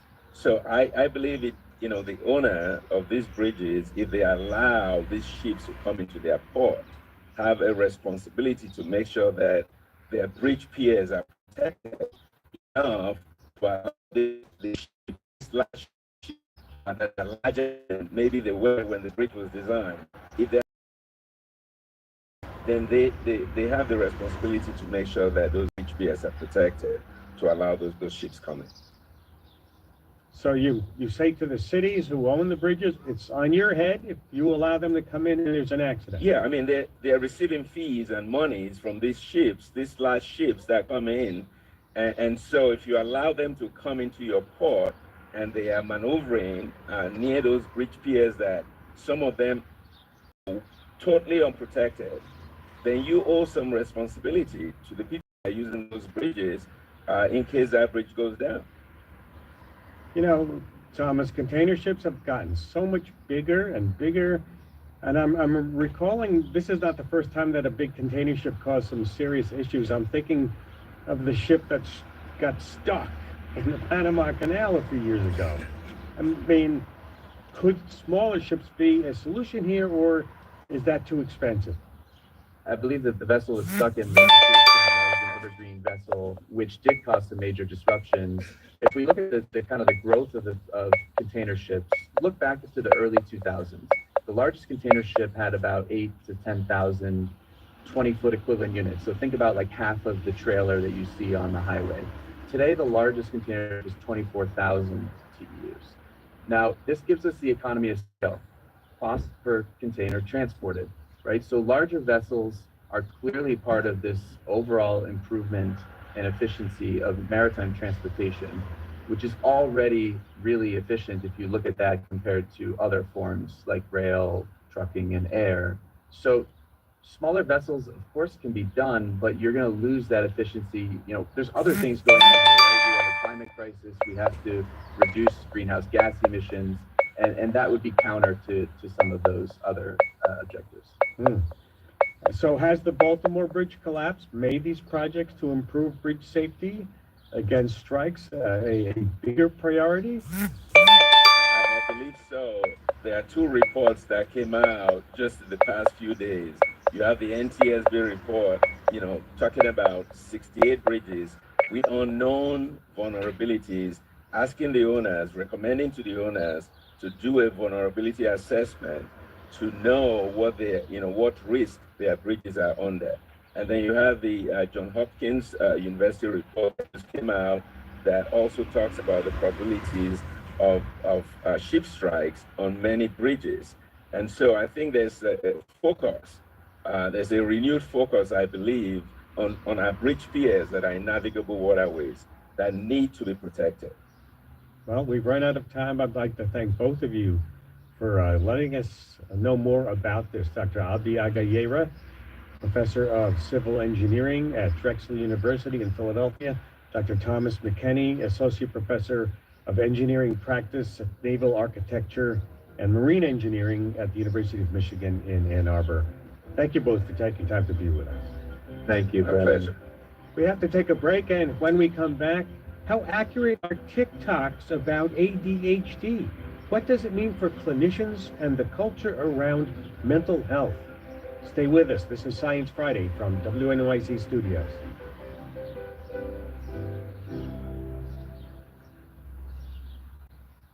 Science Friday is supported by MathWorks, creators of MATLAB and Simulink software for technical computing and model-based design. MathWorks, accelerating the pace of discovery in engineering and science. Learn more at mathworks.com. Science Friday is also supported by BetterHelp, committed to making mental well-being a priority and offering support and taking on everything life demands, with therapists available to communicate via video, chat, or phone at betterhelp.com/public. And by Seed.com. Seed's DSO1 is a 24-strain 2-in-1 probiotic and prebiotic, engineered to survive digestion, support healthy regularity, and promote health.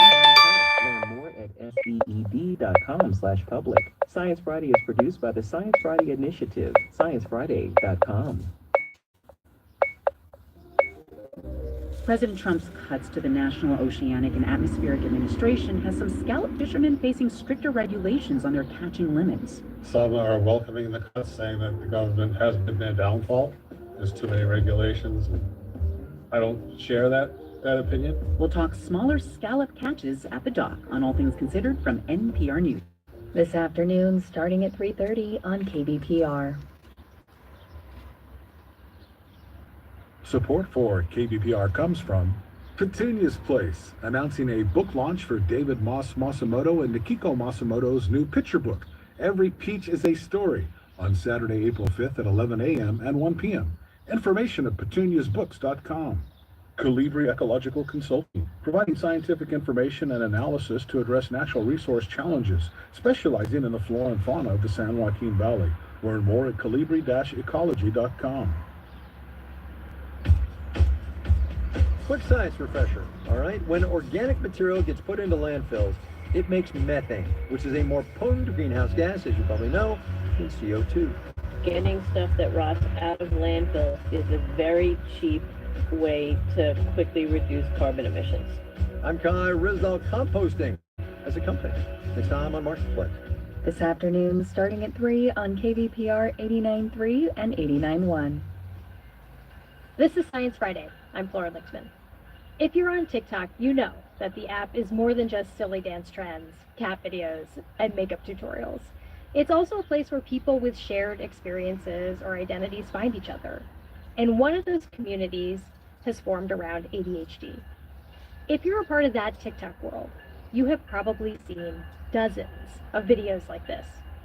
5 less well-known ADHD behaviors with doodles. Let's go. Number 1, listening to the same song on repeat until you are sick of it. Due to your mimicking spirit, you will find yourself absorbing others' accents. Feeling that everyone hates you, they're secretly talking behind your back, that you're not good enough. Sitting in your car for a really long time before you go into your house. And this is because ADHD is switching tasks.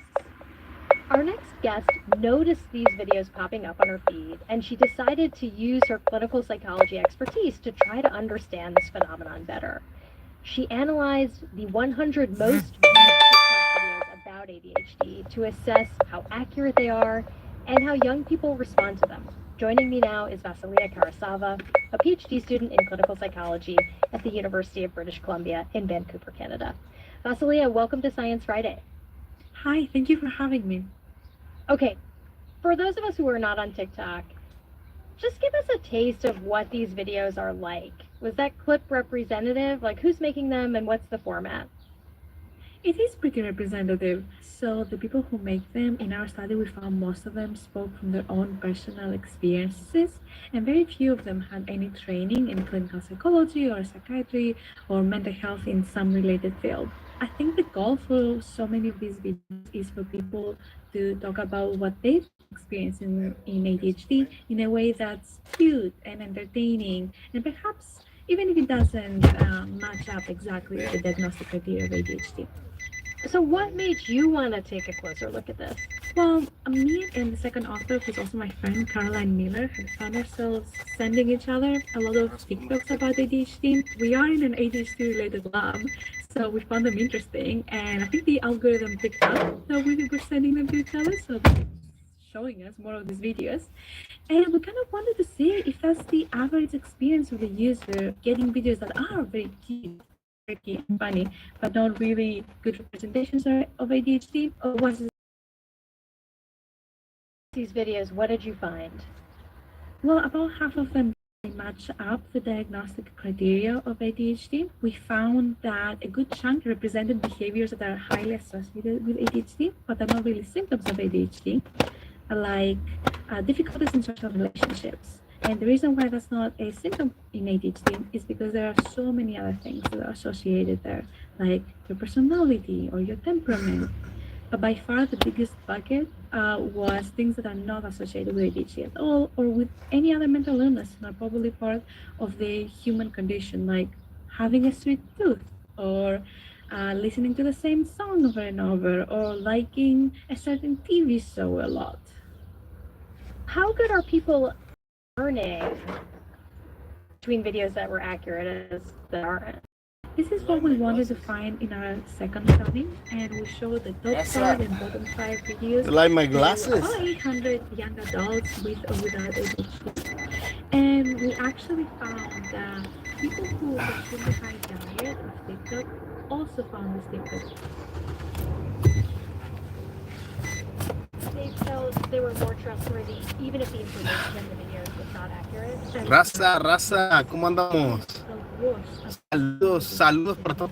Pero ¿por qué esta cosa no ha estado cargando?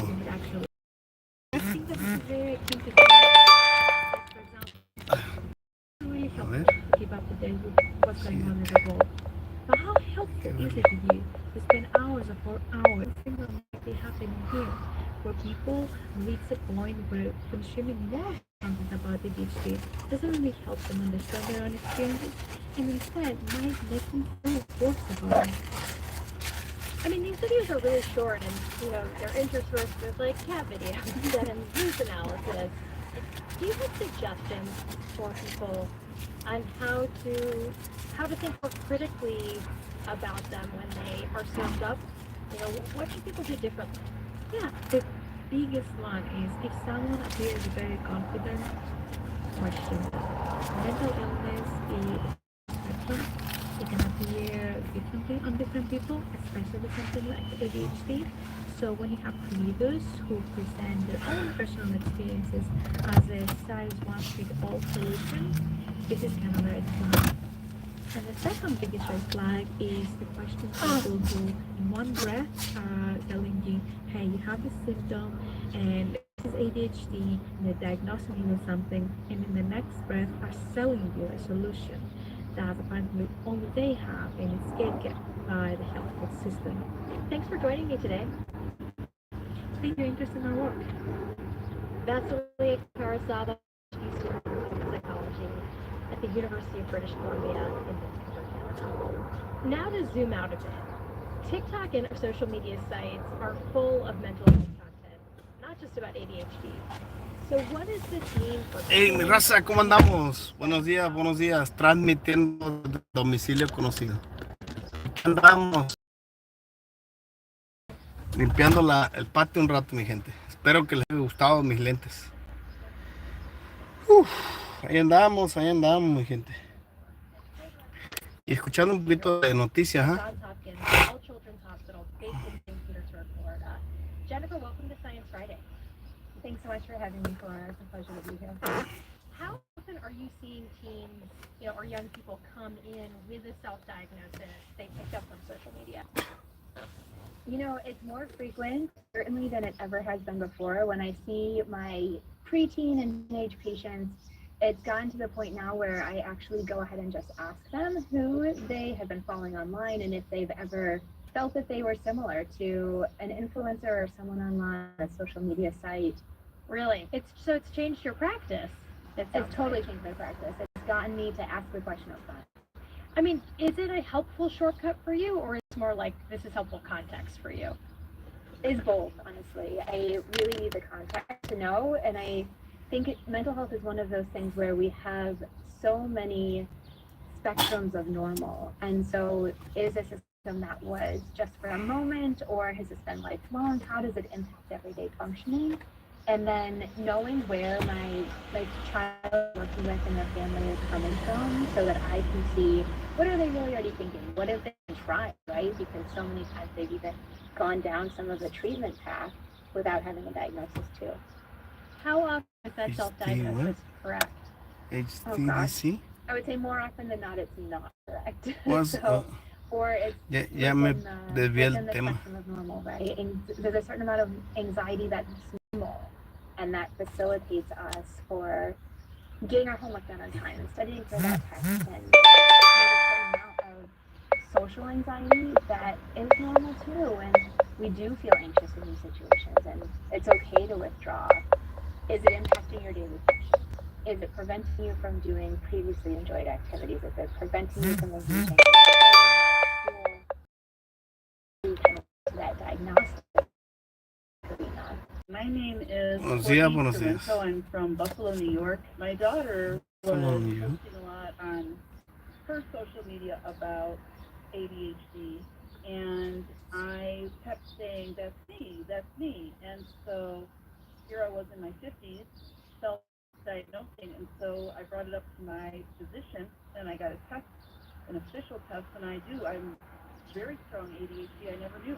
And now I am getting treated for it and starting to improve my life, and so that actually turned out to be a happy ending. Jennifer, is this something that you see? You know, you diagnose a kid, and then the parents realize, oh, I think I have that condition. Yeah, it's funny because it goes both ways. Sometimes I'll have a parent who happens to be diagnosed, and that might be because of someone I saw on social media or in talking with their physician. And then they start to recognize the symptoms. And we really do see that go both ways. I think one of the amazing pieces of this story for me is really just how we've broken down the stigma surrounding mental health diagnoses as well, that everyone has access to the information and feeling empowered to seek out appropriate treatment and diagnosis if it's necessary. And you see in this Feliz viernes para todos, mi gente. Espero que estén bien y que se la estén pasando bien. Yo ahorita me puse a limpiar un poquito el patio ahí, pero tengo un y ya se me descargó, así que ya dejamos de trabajar. Release him on the spectrum somewhere. And then I'll hold it up next to things like, I don't really want to talk to anybody about it. And I certainly don't want to talk to my genuinely autistic people that I know in my life and bring it up to them. So there's a little bit like, okay, underneath sureness, I kind of know that it's not really something. It's just because it'll be details like, do you have a specialized interest? I'm like, yeah, I do. These are things that, like, I know in my heart of hearts are kind of things that lots of people deal with on a day-to-day basis, but I think I started thinking about it a lot more. There has to be some reason for why I'm spending all this time on these stupid feeds, and a diagnosis is the most compelling reason. Jennifer, any response to this? I really, these voicemails are fantastic. These are great opportunities to share because, again, when we think about symptoms, they all come together in different ways to get us to a diagnosis. And that's why there's a spectrum really for so many of the mental health diagnoses we have, and autism is one of them in terms of that neurodiversity component. So having a specific interest is common for so many individuals. But does that interest interfere with your ability to talk about or be interested in any other things? And again, recognizing too that we're living in a time where information is coming at us. Our brains are adjusting to how quickly information comes in. Our attention span, with the amount of device use that we use, as research has suggested, shortening. So really just, again, evolving with the technology that we have with us, but not necessarily meaning that it's Feliz viernes para todos, mi gente. This phenomenon of self-diagnosing through social media, is it different than Googling symptoms on WebMD or seeing a commercial for a new drug and thinking, oh, I have that, I need that? You know, that's a great question because we had that access information for so long, and I had been asking many of my families, again, for a long time now, what have you Googled? So I get an idea of what you've been looking at. It's really about social media, I think, that back and forth, where you can comment and have some information back, or you're getting more of a active description. And so you might just be on a website, seeing a list of symptoms, or doing an online quiz. But when you see someone that you respect or someone that you follow and has been relating to their content in a certain way, Feliz viernes, mi gente. Espero que se la estén pasando bien. Aquí nomás, transmitiendo desde el domicilio conocido. ¿Qué andamos? ¿Qué andamos? Ya un ratito más nos vamos a ir a hacer el servicio de Uber. Así que esta transmisión la voy a acabar en 3 horas, mi gente. 3 horas se queda. Ha estado lento, pero tuve que estar aquí. Le puse un poquito de glue a esta cosa, al holder, para que no se despegue cuando parece que ahí quedó duro ya. Ya tiene por un tiempo más. Bueno, mi gente, de antemano les mando un saludo. Les tuve que poner un poquito de radio porque me puse a trabajar aquí en el patio, pero al ratito vamos a estar transmitiendo desde las calles. Voy a empezar el servicio de Uber.